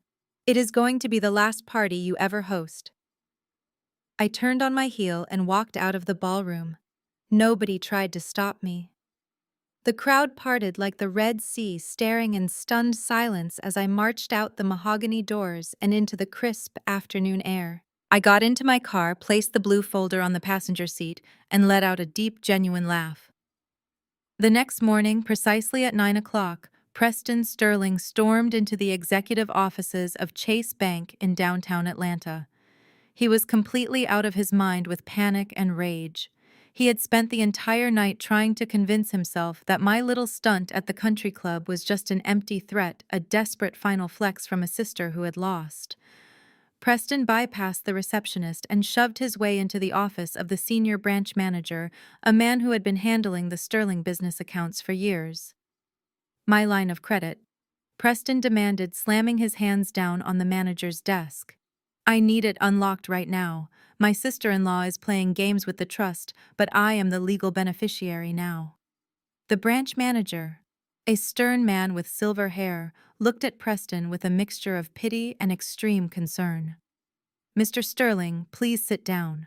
I was actually just about to call you. Our legal department received a certified courier package from Miss Washington this morning. Preston let out a breathless laugh of relief. See, I told you. She sent the release forms. The trust is mine. Now, open the accounts. I need to wire funds to Geneva by noon. The manager slowly shook his head, pulling a scanned copy of the document Preston had signed at the baby shower. Mr. Sterling, this document does not release any trust funds, the manager said, pushing the paper across the desk. You did not sign an asset transfer form. Preston snatched the paper, his eyes finally reading the bold header that my hand had so carefully concealed the day before. It read, Irrevocable Personal Guarantee and Corporate Immunity Waiver. I do not understand. Preston choked out, the color draining entirely from his face. What is this? It means you have officially pierced your own corporate veil, the manager explained, his voice grim. By signing this document, you voluntarily surrendered the legal protections of your LLC. You have just assumed total unlimited personal liability for every single cent of debt your company owes. Preston's hands began to shake violently. But my company is protected. My personal assets are protected. Not anymore, the manager replied. Miss Washington also included a certified writ of debt assignment. She is the legal holder of a $3.2 million promissory note that you defaulted on last week. And because you signed this waiver, she now has the legal right to bypass your bankrupt company and seize your personal assets to satisfy the debt. The room began to spin around Preston. She just filed an emergency federal lien against your personal bank accounts, your country club memberships, your luxury vehicles, and the Buckhead mansion you share with your wife. The manager continued relentlessly. All of your personal assets are completely frozen, Mr. Sterling. You have absolutely nothing left. Desperation breeds a very specific kind of delusion. When a narcissist's reality shatters, they do not self-reflect or take accountability. They double down, convinced they can manipulate their way out of the consequences. Preston Sterling was a man who had never truly been held accountable for anything in his entire life, protected by a shield of generational wealth and inherent societal privilege. Instead of accepting the fact that I had completely outmaneuvered him, he decided to declare all-out war. 3 days after I froze his personal assets, a process server walked into my federal office building and handed me a massive stack of legal documents. Preston had hired Richard Hawthorne, one of the most ruthless, high-priced corporate litigators in Atlanta. Hawthorne was a shark, a man notorious for burying his opponents in frivolous motions and orchestrating brutal character assassinations. The lawsuit was staggering in its audacity. Preston was suing me for document fraud, coercion, deceptive business practices, and intentional infliction of emotional distress. He was petitioning the civil court for an emergency injunction to invalidate the corporate immunity waiver he had signed at the baby shower, claiming I had deliberately misled him under extreme emotional duress. 2 weeks later, we met for the official legal deposition. The setting was a sterile glass-walled conference room located on the 40th floor of Hawthorne's prestigious downtown law firm. The air conditioning was turned down to a freezing temperature, a classic intimidation tactic designed to make the opposing party physically uncomfortable. I sat at the far end of the long mahogany table. My posture was perfectly straight, my hands resting calmly on my leather portfolio. I wore a sharp-tailored charcoal suit, projecting an aura of absolute untouchable authority. I did not bring a lawyer with me. As a certified forensic accountant who routinely testified as an expert witness in federal court, I knew the rules of evidence and deposition procedure better than most attorneys. Preston sat across from me, flanked by Jasmine and my mother, Valerie. Preston looked smug again. The sheer presence of his expensive attack dog lawyer had reinflated his fragile ego. He genuinely believed that paying an aggressive white man in $1,000 suit was all it took to put me back in my place. Richard Hawthorne started the camera recording, stated the date, and the names of the parties present for the record, and immediately went on the offensive. Miss Washington Hawthorne began leaning forward and steepling his fingers. Let us dispense with the pleasantries. You have engaged in a highly vindictive campaign to destroy my client's business and his family. You crashed a private celebration, a baby shower for your own sister, and utilized deceptive sleight of hand to trick Mr. Sterling into signing away his corporate protections. I looked at Hawthorne, my face completely expressionless. Ask your question, counselor. Hawthorne narrowed his eyes. Is it not true, Miss Washington, that you harbor a deep-seated pathological resentment toward your older sister? Is it not true that you are profoundly jealous of the traditional family structure and financial stability that Mr. Sterling has provided for her, a stability you have entirely failed to achieve in your own life? He was trying to rattle me. He was deliberately using heavily coded language, trying to paint me as the bitter, aggressive single black woman who was trying to tear down a successful family out of pure spite. Objection to the relevance, I replied smoothly, my voice never rising above a conversational volume. My relationship status has absolutely no bearing on Mr. Sterling's failure to read a legally binding document before signing his name to it. Hawthorne sneered, flipping open a legal pad. You presented that document as a trust release form. You explicitly told my client that if he signed it, you would relinquish your control of the family estate. That is the legal definition of fraud by misrepresentation. I never uttered the words trust release. I stated clearly for the record. I told him it was a trustee dissolution and asset transfer form. I told him he had to sign the recipient acknowledgement. I never stated what assets were being transferred. Mr. Sterling's greed caused him to make a massive assumption, and his arrogance caused him to bypass basic due diligence. That is not fraud. That is terminal stupidity. Preston slammed his fist on the table. She is lying, he shouted, his face turning red. She told me it was the trust money. Valerie was standing right there. She heard the whole thing. Hawthorne held up a hand to silence his client. He turned his predatory gaze toward my mother, Mrs. Washington. I would like to swear you in for the record. The court reporter administered the oath. My mother placed her hand on the Bible, swore to tell the whole truth, and sat back down. She was wearing her best Sunday church suit, a string of pearls around her neck. She looked pale, her hands trembling slightly as she clutched a tissue. Mrs. Washington Hawthorne said, his voice softening into a tone of gentle encouragement. You were present at the country club when this incident occurred. Can you tell us exactly what your daughter Nia said to Mr. Sterling before he signed that document? My mother took a deep, shuddering breath. She looked at Jasmine, who offered her a desperate, pleading nod. Then she looked at Preston, the man who had stolen her money, mortgaged her home, and was actively planning to abandon her. Finally, she looked at me. I waited for a sliver of maternal instinct to kick in. I waited for her to realize the gravity of what she was about to do. But my mother had spent her entire life worshipping the illusion of prestige. Nia walked into the party and ruined everything, Valerie said, a single tear rolling down her cheek perfectly on cue. She was so angry. She shoved the paper at Preston and told him it was the legal release for the family trust. She promised him that if he signed it, she would give us the money for the new baby. She lied to him. She manipulated all of us just to steal his company. The breath caught in my throat. It was one thing to enable a toxic dynamic in private. It was an entirely different universe of betrayal to sit in a legal deposition, place your hand on a Bible, and commit felony perjury to destroy your own child. She was willing to risk federal prison just to protect a white man who was using her as a human shield. Hawthorne smiled a triumphant, predatory grin.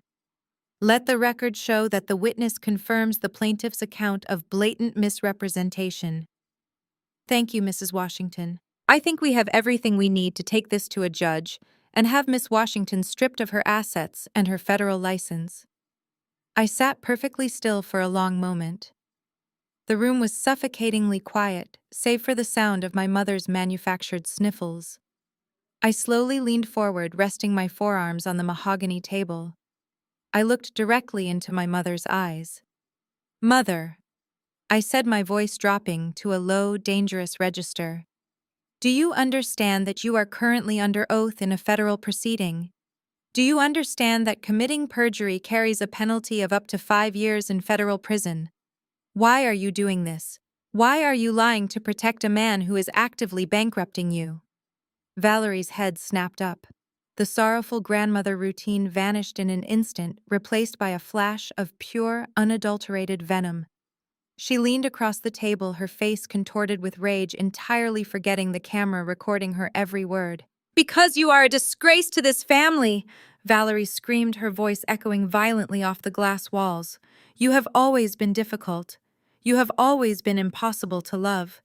Preston is a good man who gave your sister a beautiful life, and you are trying to tear it all down because you are miserable. I would rather lose you than lose face with my in-laws." The words hung in the freezing air, a brutal, undeniable confirmation of everything I had known since childhood. She did not just favor Jasmine. She actively despised me for surviving outside of her control. Jasmine looked away. Preston smirked, leaning back in his chair with his arms crossed. Hawthorne began gathering his papers, assuming the deposition was effectively over and he had won the case. I did not cry. I did not yell back. I simply nodded, accepting the absolute death of my relationship with my mother. I reached into my leather portfolio. I pulled out a single sheet of paper. It was not a legal brief or a motion. It was a certified financial statement. "Mr. Hawthorne," I said, my voice completely devoid of emotion, "before we conclude this session, I have a professional question for you regarding your firm's ethical compliance." Hawthorne paused, looking at me with mild annoyance. "This is a deposition, Miss Washington. You do not ask the questions." I slid the piece of paper across the long mahogany table. It stopped right over Hawthorne's legal pad. "I strongly suggest you look at that document before you say another word on the record, counselor." Hawthorne let out an exasperated sigh, picked up the paper, and adjusted his glasses. As he read the numbers printed on the page, the color completely drained from his face. His arrogant posture collapsed, his shoulders stiffening in sheer panic. "I see you recognize the routing numbers," I said smoothly. "That is a verified wire transfer trace. Yesterday afternoon, Mr. Sterling paid your firm a retainer fee of $150,000 to secure your services for this lawsuit. However, because I am currently auditing all of Mr. Sterling's financial movements under a federal mandate, I tracked the origin of that specific wire transfer." Preston sat up straight, his smirk vanishing. "What is she talking about, Richard?" Hawthorne did not answer him. He was staring at the paper as if it were a live grenade. "Mr. Sterling's personal accounts are entirely frozen." I continued, making sure every word was captured by the court reporter. "He has zero liquid capital. So to pay your exorbitant legal fees, he initiated an unauthorized wire transfer directly out of Valerie Washington's personal retirement account. An account he only had access to because he coerced her into signing a blind financial power of attorney 2 weeks ago." My mother gasped, clapping a hand over her mouth. "My retirement? Preston, what did you do?" I kept my eyes locked on the lawyer. "Mr. Hawthorne, you are currently holding $150,000 of stolen funds. Accepting stolen capital to finance a civil lawsuit is a direct violation of the American Bar Association's ethical guidelines and constitutes receiving the proceeds of a financial crime. If you continue to represent Mr. Sterling for even one more second, I will forward this exact document to the State Bar Association and the federal authorities, and I will have you indicted as a co-conspirator in a money laundering scheme." Hawthorne dropped the paper as if it had burned his fingers. He was a ruthless lawyer, but he was not a stupid one. He knew exactly what a federal forensic accountant was capable of proving, and he was absolutely not going to risk his lucrative career, his law license, and his own freedom for a bankrupt tech bro. Hawthorne stood up so fast, his heavy leather chair crashed into the glass wall behind him. He turned to the court reporter. Off the record, Hawthorne barked, his voice trembling with contained fury. Strike that. On the record. Let the record show that as of this exact moment, I am formally withdrawing as legal counsel for Preston Sterling due to an irreconcilable conflict of interest and potential ethical violations regarding the source of my retainer. Preston jumped out of his chair, grabbing Hawthorne's arm. Richard, you cannot do this. We had a deal. I paid you. Hawthorne violently yanked his arm out of Preston's grasp. You paid me with stolen money, you absolute idiot, Hawthorne hissed, completely dropping his professional demeanor. You lied to me about your liquidity. Do not ever contact this firm again. If you do not leave my office right now, I will have security physically throw you out into the street. Hawthorne grabbed his briefcase and stormed out of the conference room, slamming the heavy glass door behind him. The silence that followed was absolute. The highly aggressive multi-million-dollar lawsuit had just been decapitated in under 30 seconds. I looked at my mother, who was hyperventilating as she realized her entire life savings had just been wiped out by the man she had just committed perjury to protect. I looked at Jasmine, who was staring at her husband with an expression of pure, unadulterated horror. And finally, I looked at Preston. The great white savior was utterly alone, completely exposed, and entirely out of options. I stood up, picked up my leather portfolio, and walked toward the door. I paused right behind Preston's chair. You should have eaten the pizza, Preston, I whispered. It would have been much cheaper. I walked out of the law firm, leaving them to suffocate in the toxic reality they had built for themselves. When the walls close in on a narcissist, they do not accept defeat. They mutate. They become feral. In the 48 hours following the disastrous legal deposition, Preston Sterling transformed from a polished tech executive into a trapped animal. His personal accounts were frozen by my emergency lien. His high-priced lawyer had abandoned him, terrified of federal money laundering charges. The $3.2 million debt he owed to the Russian mob was now legally held by me, and he knew I would show absolutely no mercy. He had played every card in his deck and lost. So Preston decided to do what cowards do best. He decided to run.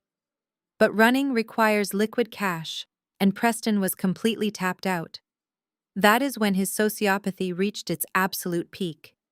He still held the blind financial power of attorney that he had coerced my mother into signing a few weeks prior. She had given him that power so he could easily manage the second mortgage she took out on her colonial home. To my mother, it was a gesture of supreme trust in her brilliant white son-in-law. To Preston, it was a blank check. Operating in complete secrecy from his home office, Preston contacted a predatory real estate investment firm that specialized in off-market, all-cash property acquisitions. Using my mother's power of attorney, he listed her 4-bedroom home for sale at a severely undervalued price. The firm wired the cash directly into a temporary offshore holding account Preston had established under a fake vendor name. In one swift, illegal transaction, Preston stripped away the last remaining equity of my mother's life savings. He had effectively rendered her homeless without her even knowing it. He used a portion of those stolen funds to purchase a first-class one-way ticket to Geneva, Switzerland, departing at midnight on Friday. He did not buy a ticket for Jasmine.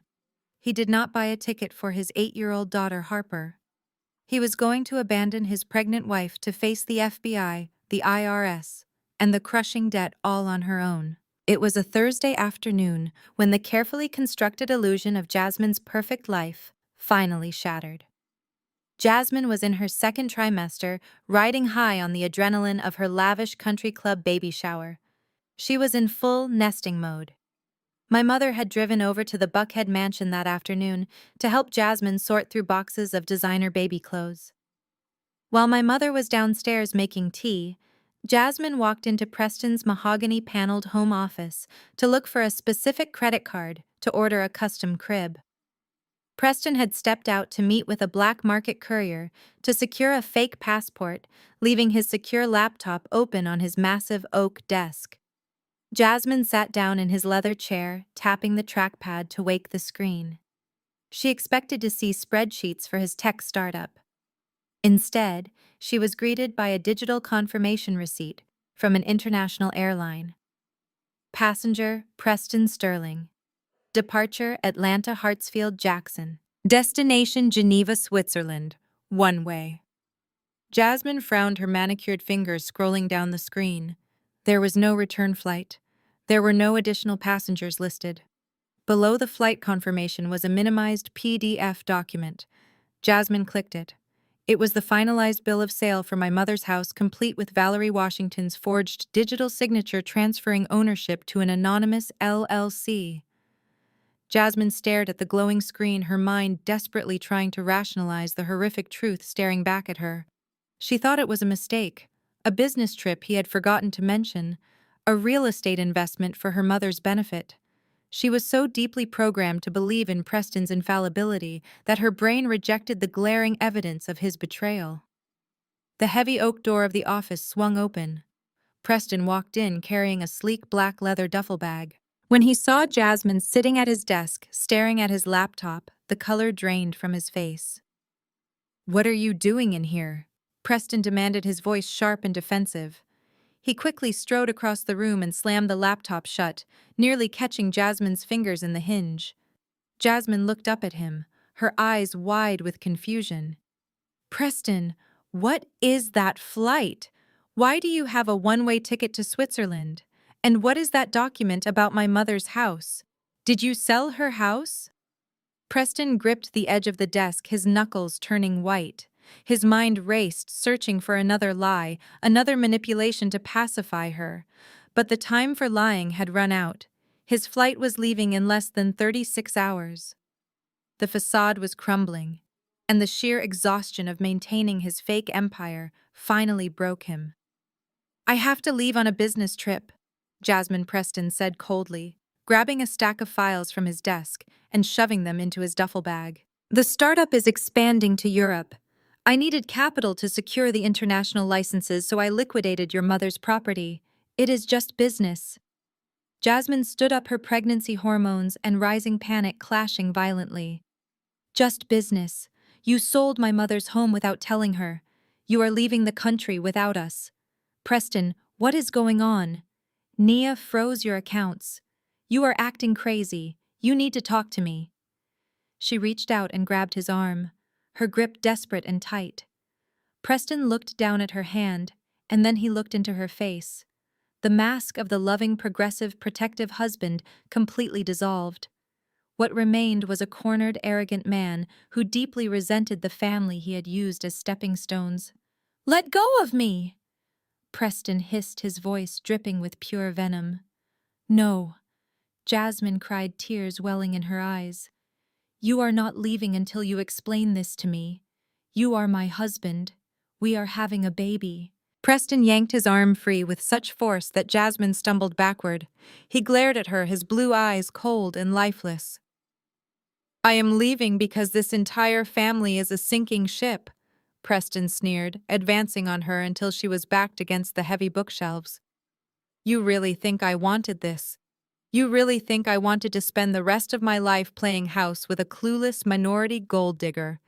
Jasmine gasped, the sheer racial and misogynistic hatred in his words hitting her like a physical blow. "You contributed absolutely nothing to my life," Preston continued, his voice echoing in the claustrophobic space of the office. "You are a vain, empty-headed liability. I used your family's money to build my company because it was the only thing you people were good for. But your psychotic sister ruined it. She ruined everything. And I am not going to federal prison because of her. You and your pathetic mother can deal with the fallout." Jasmine sobbed, shaking her head in denial. "You do not mean that. You love me."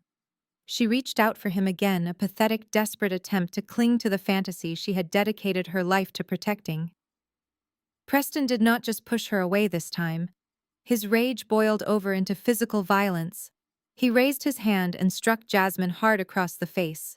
The sharp crack of his palm against her cheek echoed like a gunshot in the quiet room. Jasmine let out a piercing scream, her hands flying to her face as she collapsed onto the plush Persian rug. She curled into a ball, sobbing hysterically, clutching her pregnant stomach in sheer terror. Preston stood over her, breathing heavily, completely devoid of remorse. He picked up his duffel bag, preparing to step over his sobbing wife and walk out the door forever. But he did not get the chance. "Preston?" A voice screamed from the doorway. Preston froze. Jasmine looked up through her tears. Standing in the doorway of the office was my mother. She had dropped the tray of tea she was carrying. The porcelain cups were shattered across the hardwood floor, dark liquid seeping into the wood. Valerie was staring at Preston, her eyes wide with unadulterated horror. She had heard every single word. She had seen the man she practically worshipped strike her pregnant golden child across the face. She had heard him call her daughter a minority gold digger. She had heard him confess to stealing her home. The ultimate betrayal was complete. The white savior was exposed as a monster, and my mother was forced to witness the total destruction of her own enabling behavior. Preston did not say a word to my mother. He simply adjusted the strap of his duffel bag on his shoulder, shoved his way past her frozen body in the doorway, and marched down the hallway. Seconds later, the heavy front door of the mansion slammed shut, shaking the walls. The roar of his sports car engine echoed outside, fading quickly into the distance. He was gone. My mother collapsed to her knees in the doorway, staring at the shattered teacups, unable to process the magnitude of the disaster. She had lost her retirement money. She had lost her home. She had lost her dignity. Jasmine remained curled on the rug, her perfect, privileged world reduced to ashes in a matter of minutes.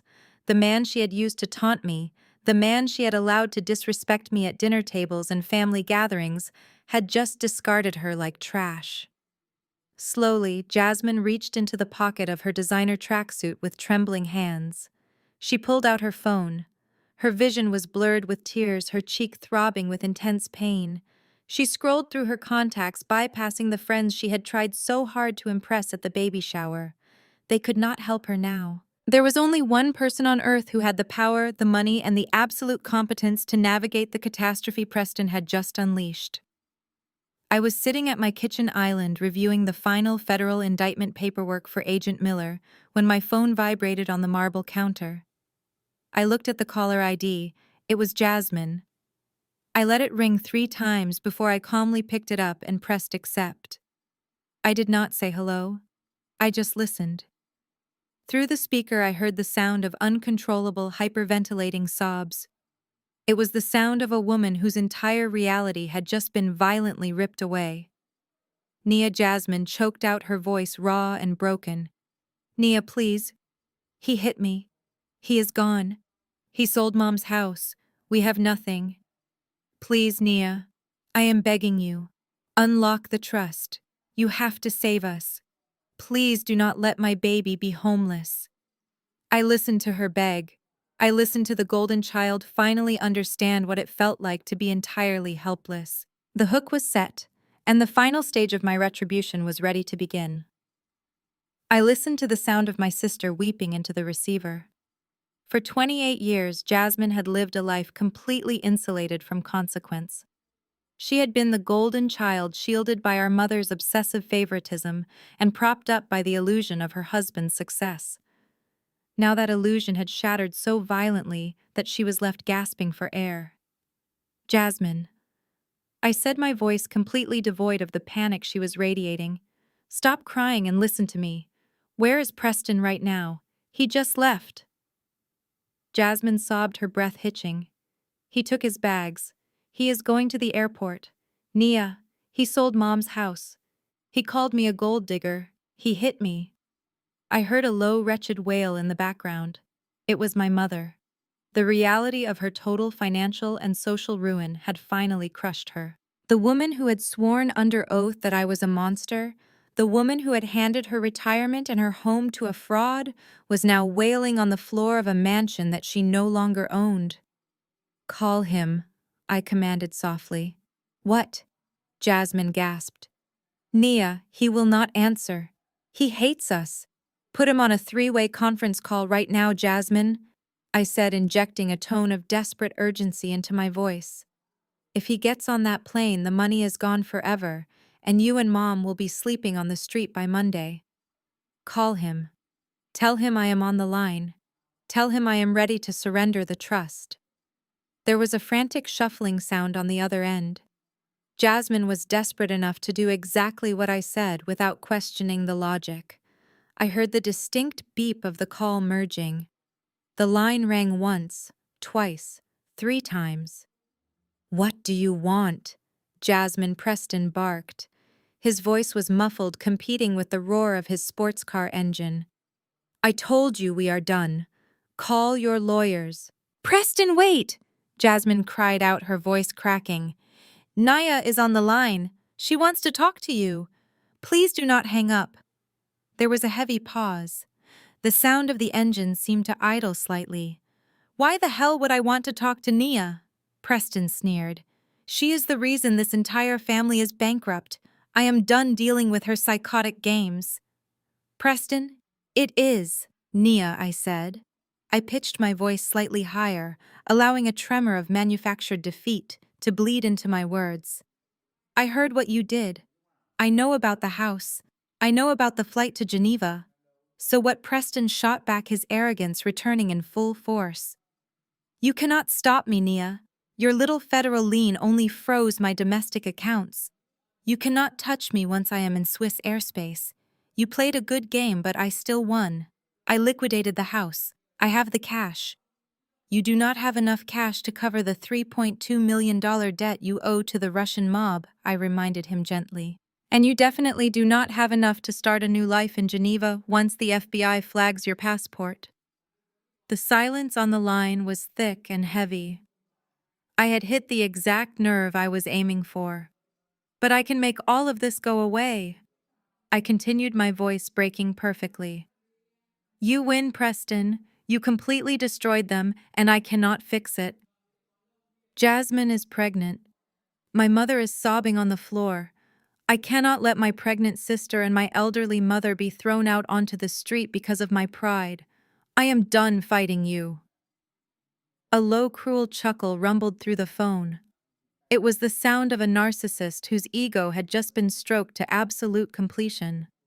Preston genuinely believed that his supreme intelligence and ruthless tactics had finally broken the stubborn black woman who dared to challenge him. He thought he had outsmarted me.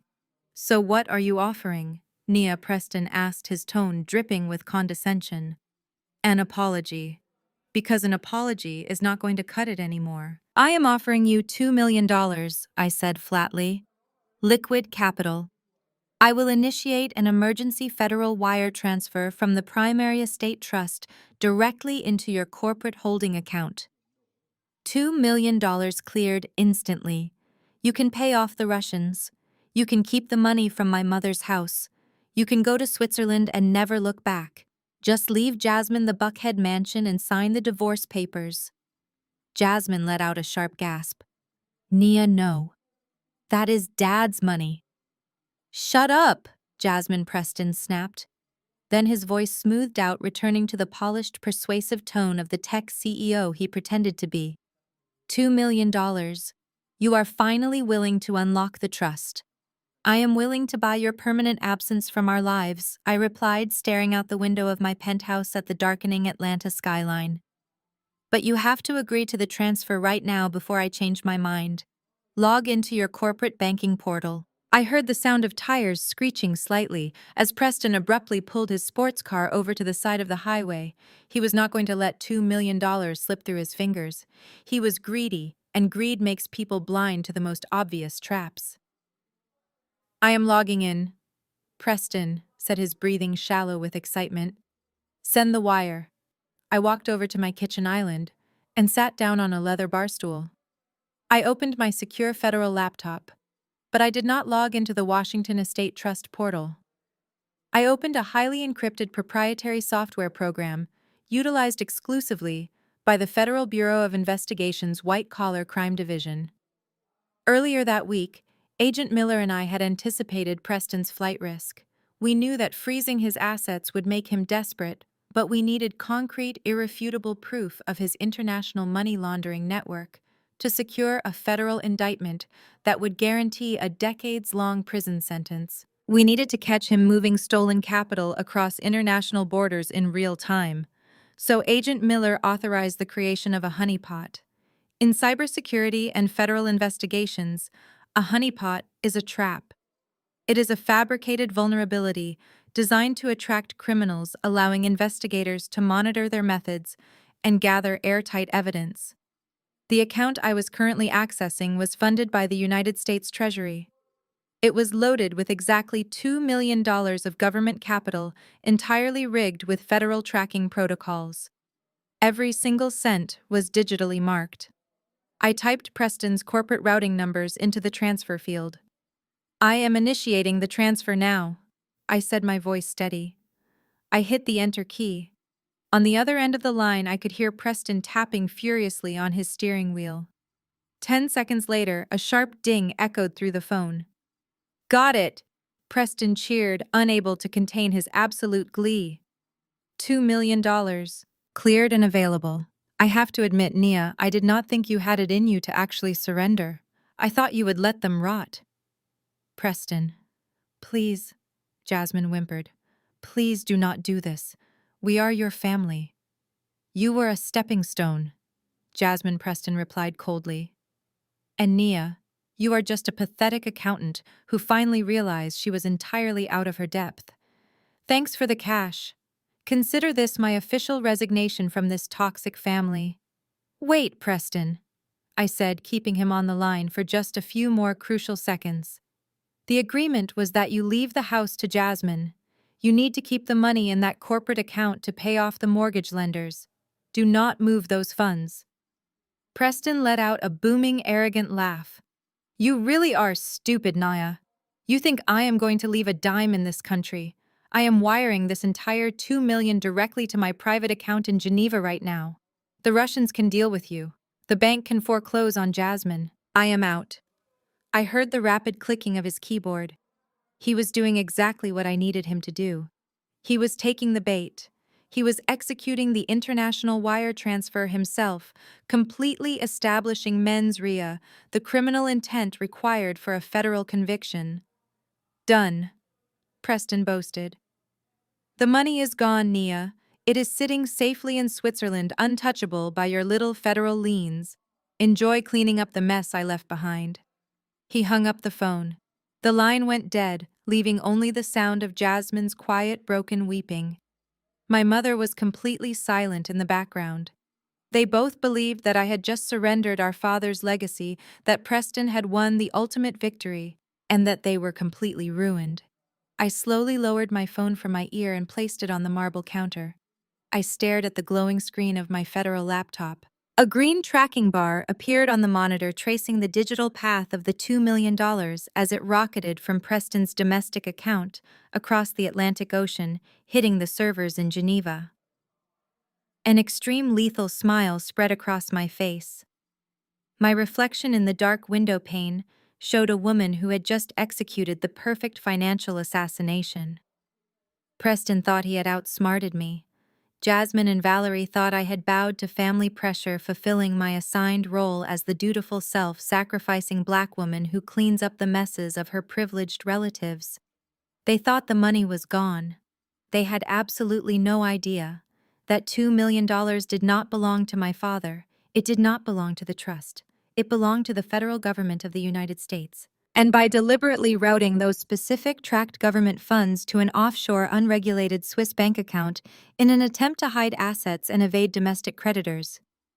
Preston Sterling had just committed federal wire fraud, international money laundering, and the illegal concealment of assets. He had not secured his freedom. He had just personally signed his own federal arrest warrant, wrapping his criminal intent in a neat digital bow for the FBI. My phone buzzed. It was a secure text message from Agent Miller. "Wire intercepted. Tracking confirmed." He crossed the international threshold. "Arrest teams are moving to Hartsfield-Jackson Airport now. Great work, Washington." I locked my laptop and closed the lid. The trap had snapped shut, and the white savior was about to find out exactly what happens when you underestimate the quiet woman in the room. The Friday evening sky settled over Atlanta in deep shades of violet and charcoal. Inside my penthouse, the atmosphere was perfectly still. I stood in the center of my living room, enjoying the profound, eerie peace that always precedes a devastating storm. My eyes drifted slowly across the expensive minimalist art hanging on my walls, appreciating the sharp, deliberate lines of the abstract paintings. Everything in my life was meticulously ordered. Everything was exactly where it was supposed to be, including Preston Sterling. Preston's midnight flight to Geneva was still a few hours away. After executing the federal wire transfer on Thursday afternoon, he had spent Friday hiding out in a luxury hotel, completely oblivious to the fact that the FBI had already intercepted the funds and flagged his passport. But a true narcissist can never quietly slip out the back door. They demand an audience for their final bow. Months ago, Jasmine had organized an outrageously lavish 40th birthday gala for him at the Buckhead Country Club. Despite abandoning his pregnant wife, striking her across the face, and stealing my mother's life savings, Preston's towering ego convinced him that he could attend his own party, bask in the adoration of his elite peers one last time, and then drive straight from the ballroom to the airport tarmac. The country club ballroom was a monument to unearned excess. Waiters in white tuxedo jackets circulated with silver trays of imported caviar and vintage champagne. A 10-piece jazz band played softly in the corner, while hundreds of Atlanta's wealthiest socialites mingled under dripping crystal chandeliers. At exactly 9 o'clock, Preston took the stage. He was dressed in a bespoke velvet dinner jacket, holding a crystal glass of whiskey. He looked out at the sea of wealthy investors and country club friends, his chest puffed out with the supreme confidence of a man who believed he had just successfully pulled off the heist of the century. "Thank you all for being here tonight to celebrate 40 years of absolute brilliance," Preston boasted, his voice booming through the microphone. "They say that the true test of a visionary is how he handles obstacles. Well, this week I faced a massive obstacle. I had to deal with the sheer incompetence of a bitter, jealous family member who tried to drag my company down to her miserable level." The crowd chuckled politely, entirely unaware of the dark reality behind his words. "My failure of a sister-in-law thought she could outsmart me." Preston continued, his tone dripping with venom and victory. "She thought she could play in the big leagues. But in the end, she folded. She surrendered the capital I needed because people like her will always bow to people like us. So here is a toast to winners and a warning to anyone who tries to stand in my way." Preston raised his glass high into the air. The crowd began to applaud, but the applause died instantly in their throats. With a deafening crack, the grand mahogany double doors at the back of the ballroom burst open. The heavy wood slammed against the walls, echoing like thunder. The jazz band abruptly stopped playing. Every single head in the room turned toward the entrance. I stepped over the threshold and strode directly into the room. I was wearing a flawless, tailored white power suit that stood out like a beacon against the dim, moody lighting of the gala. My heels clicked sharply with every deliberate step I took. Tucked under my arm was a massive, thick legal dossier, its front cover permanently stamped with the unmistakable bright red seal of the Internal Revenue Service. The room fell into a stunned silence as I marched straight down the center aisle. Murmurs began to ripple through the elite crowd, creating a rising tide of confusion and creeping dread. I did not look at the socialites or the wealthy venture capitalists. My eyes were locked entirely on Preston. As I moved closer, the smug, victorious grin melted off his face, replaced by a look of sudden, absolute terror. I walked up the short steps to the stage, stepped directly into his personal space, and firmly pulled the microphone out of his trembling hand. "Good evening, ladies and gentlemen," I said, my voice echoing clearly through the massive ballroom. "My name is Nia Washington. I am a federal forensic accountant, and I am here tonight to perform a live audit of the man you are currently celebrating." Preston lunged forward to grab the microphone back, but I simply slammed the thick IRS dossier directly into his chest, forcing him to stumble backward. "Mr. Sterling just told you he is a visionary." I continued pacing the stage while holding the attention of the entire room. "He told you his tech startup is expanding to Europe. What he did not tell you is that his company possesses no actual software, no international licenses, and zero viable revenue streams. Every single investment you have made into his company over the last 2 years has been used to pay off older investors and fund his lavish personal lifestyle. You are not backing the next big tech giant. You are the victims of a textbook multi-million-dollar Ponzi scheme. And as of this morning, his company is under active federal investigation for wire fraud. The ballroom erupted into absolute chaos. Wealthy investors began shouting. Women gasped in shock. The men who had just toasted to his genius were now staring at him with murderous intent. Jasmine pushed her way through the frantic crowd and reached the edge of the stage. She was practically vibrating with denial and rage. "Nia, shut up." Jasmine screamed, trying to climb the steps to lunge at me.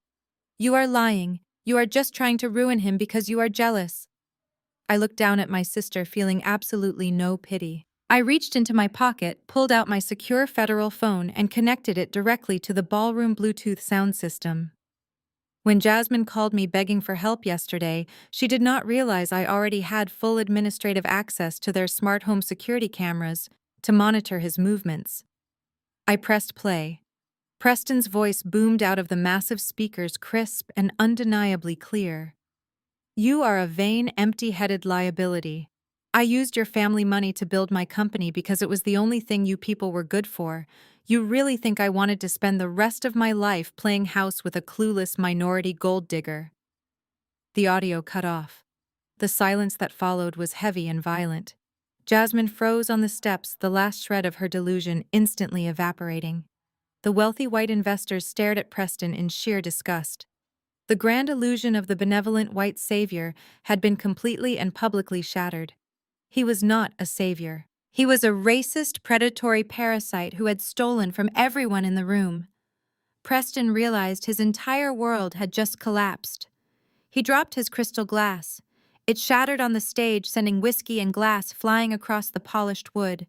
He turned and sprinted toward the catering exit at the back of the ballroom, desperate to escape the mob. But just as his hand hit the brass pushbar of the exit door, the wail of dozens of police sirens pierced the night, completely surrounding the building.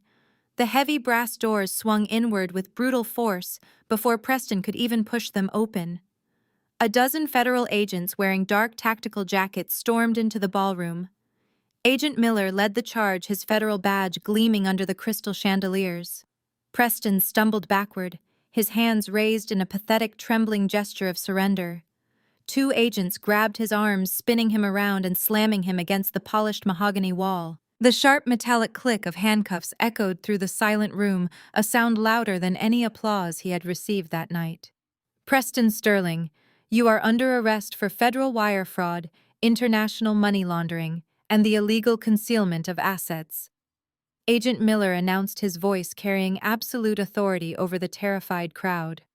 The focus of the entire room shifted instantly, pulling sharply onto the utter despair of the antagonists. Preston was no longer the arrogant tech visionary. He was a weeping, pathetic coward, begging the agents to loosen the cuffs as they dragged him away from his own 40th birthday gala. But the true climax of the evening belonged to Jasmine. Watching her husband being hauled away in handcuffs finally broke the last remaining thread of her sanity.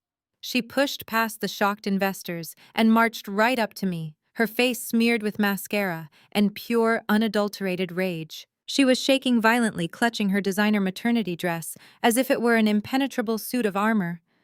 "You cannot do this to me," Jasmine shrieked, her voice cracking into a hysterical, agonizing pitch. "You think you won Nia, but you did not. He is going to jail, fine. But I am still his wife. I am still legally protected. I still have my mansion. I still have my cars and my baby. You cannot take my beautiful life away from me." I looked at my older sister. She was still clinging desperately to the illusion that she was untouchable. She honestly believed that her lifelong status as the golden child would somehow shield her from the massive financial apocalypse her husband had just created. I reached into the inside pocket of my tailored white suit jacket and pulled out a folded manila document. It was the original debt assignment clause I had signed in that freezing underground parking garage weeks ago. I stepped forward and dropped the heavy paper directly onto the floor in front of her expensive designer shoes. "No, Jasmine," I said, my voice dropping to a terrifying absolute calm. "I bought your husband's debt from his loan sharks. I am your sole legal creditor. I am foreclosing on everything. By tomorrow morning, you, your brat, and our biased mother are out on the street." Jasmine stared down at the legal deed, the words slowly registering in her frantic, panicking mind. She gasped, stumbling backward as if the piece of paper had physically burned her. Standing just a few feet behind her, my mother let out a weak, strangled cry. The brutal realization that she had willingly sacrificed her own home, her life savings, and now her favored daughter's mansion was simply too much for her fragile ego to process. Valerie's eyes rolled back in her head, and she fainted dead away, collapsing onto the polished ballroom floor in a pathetic heap of expensive silk and pearls. It has been 2 years since that night in the Buckhead Country Club ballroom. The dust has long since settled, and the federal justice system handled the rest. Preston Sterling's criminal trial was incredibly brief. When a federal forensic accountant hands the FBI a digitally tracked international wire fraud portfolio wrapped in a bow, there is very little a public defender can do. Preston was convicted on all counts and sentenced to 15 years in a federal penitentiary. There will be no country club dinners or startup pitches in his foreseeable future. Jasmine lost absolutely everything. The mansion, the luxury cars, and the endless vanity funds were all seized to pay off the staggering debts Preston left behind.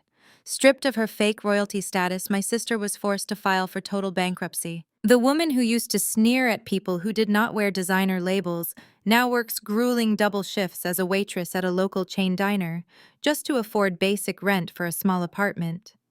Her daughter Harper no longer has the luxury of kicking artisan flatbread onto marble floors. Stripped of her spoiled arrogance, she has learned the hard way that you have to appreciate and eat whatever food her mother brings home from the diner kitchen. As for my mother Valerie, the bank officially foreclosed on her 4-bedroom colonial home. The woman who cared so deeply about church prestige, social standing, and keeping up appearances was forced to move into a tiny, cramped Section 8 apartment on the far outskirts of the city. All of her church friends and flying monkeys conveniently abandoned her the exact moment the money dried up, and the federal indictments hit the evening news. I walked away from all of them and never looked back. I completely cut them off, changing my phone number and entirely severing the toxic bloodline that had tried to drag me down for 3 decades. Using the recovered funds and my own legal leverage, I officially bought back my grandfather's original estate portfolio, securing his legacy the right way. But I did not stop there. I used the remaining capital to establish a massive, fully funded business grant program, exclusively dedicated to supporting Black female entrepreneurs. I made sure the wealth my family tried to squander was redirected to women who actually know how to build an empire from the ground up. I am sitting here today in the quiet peace of my own home, and my heart is completely light. That dropped slice of pizza taught me the most valuable lesson of my life. Never clean up the mess of people who intentionally throw it at you.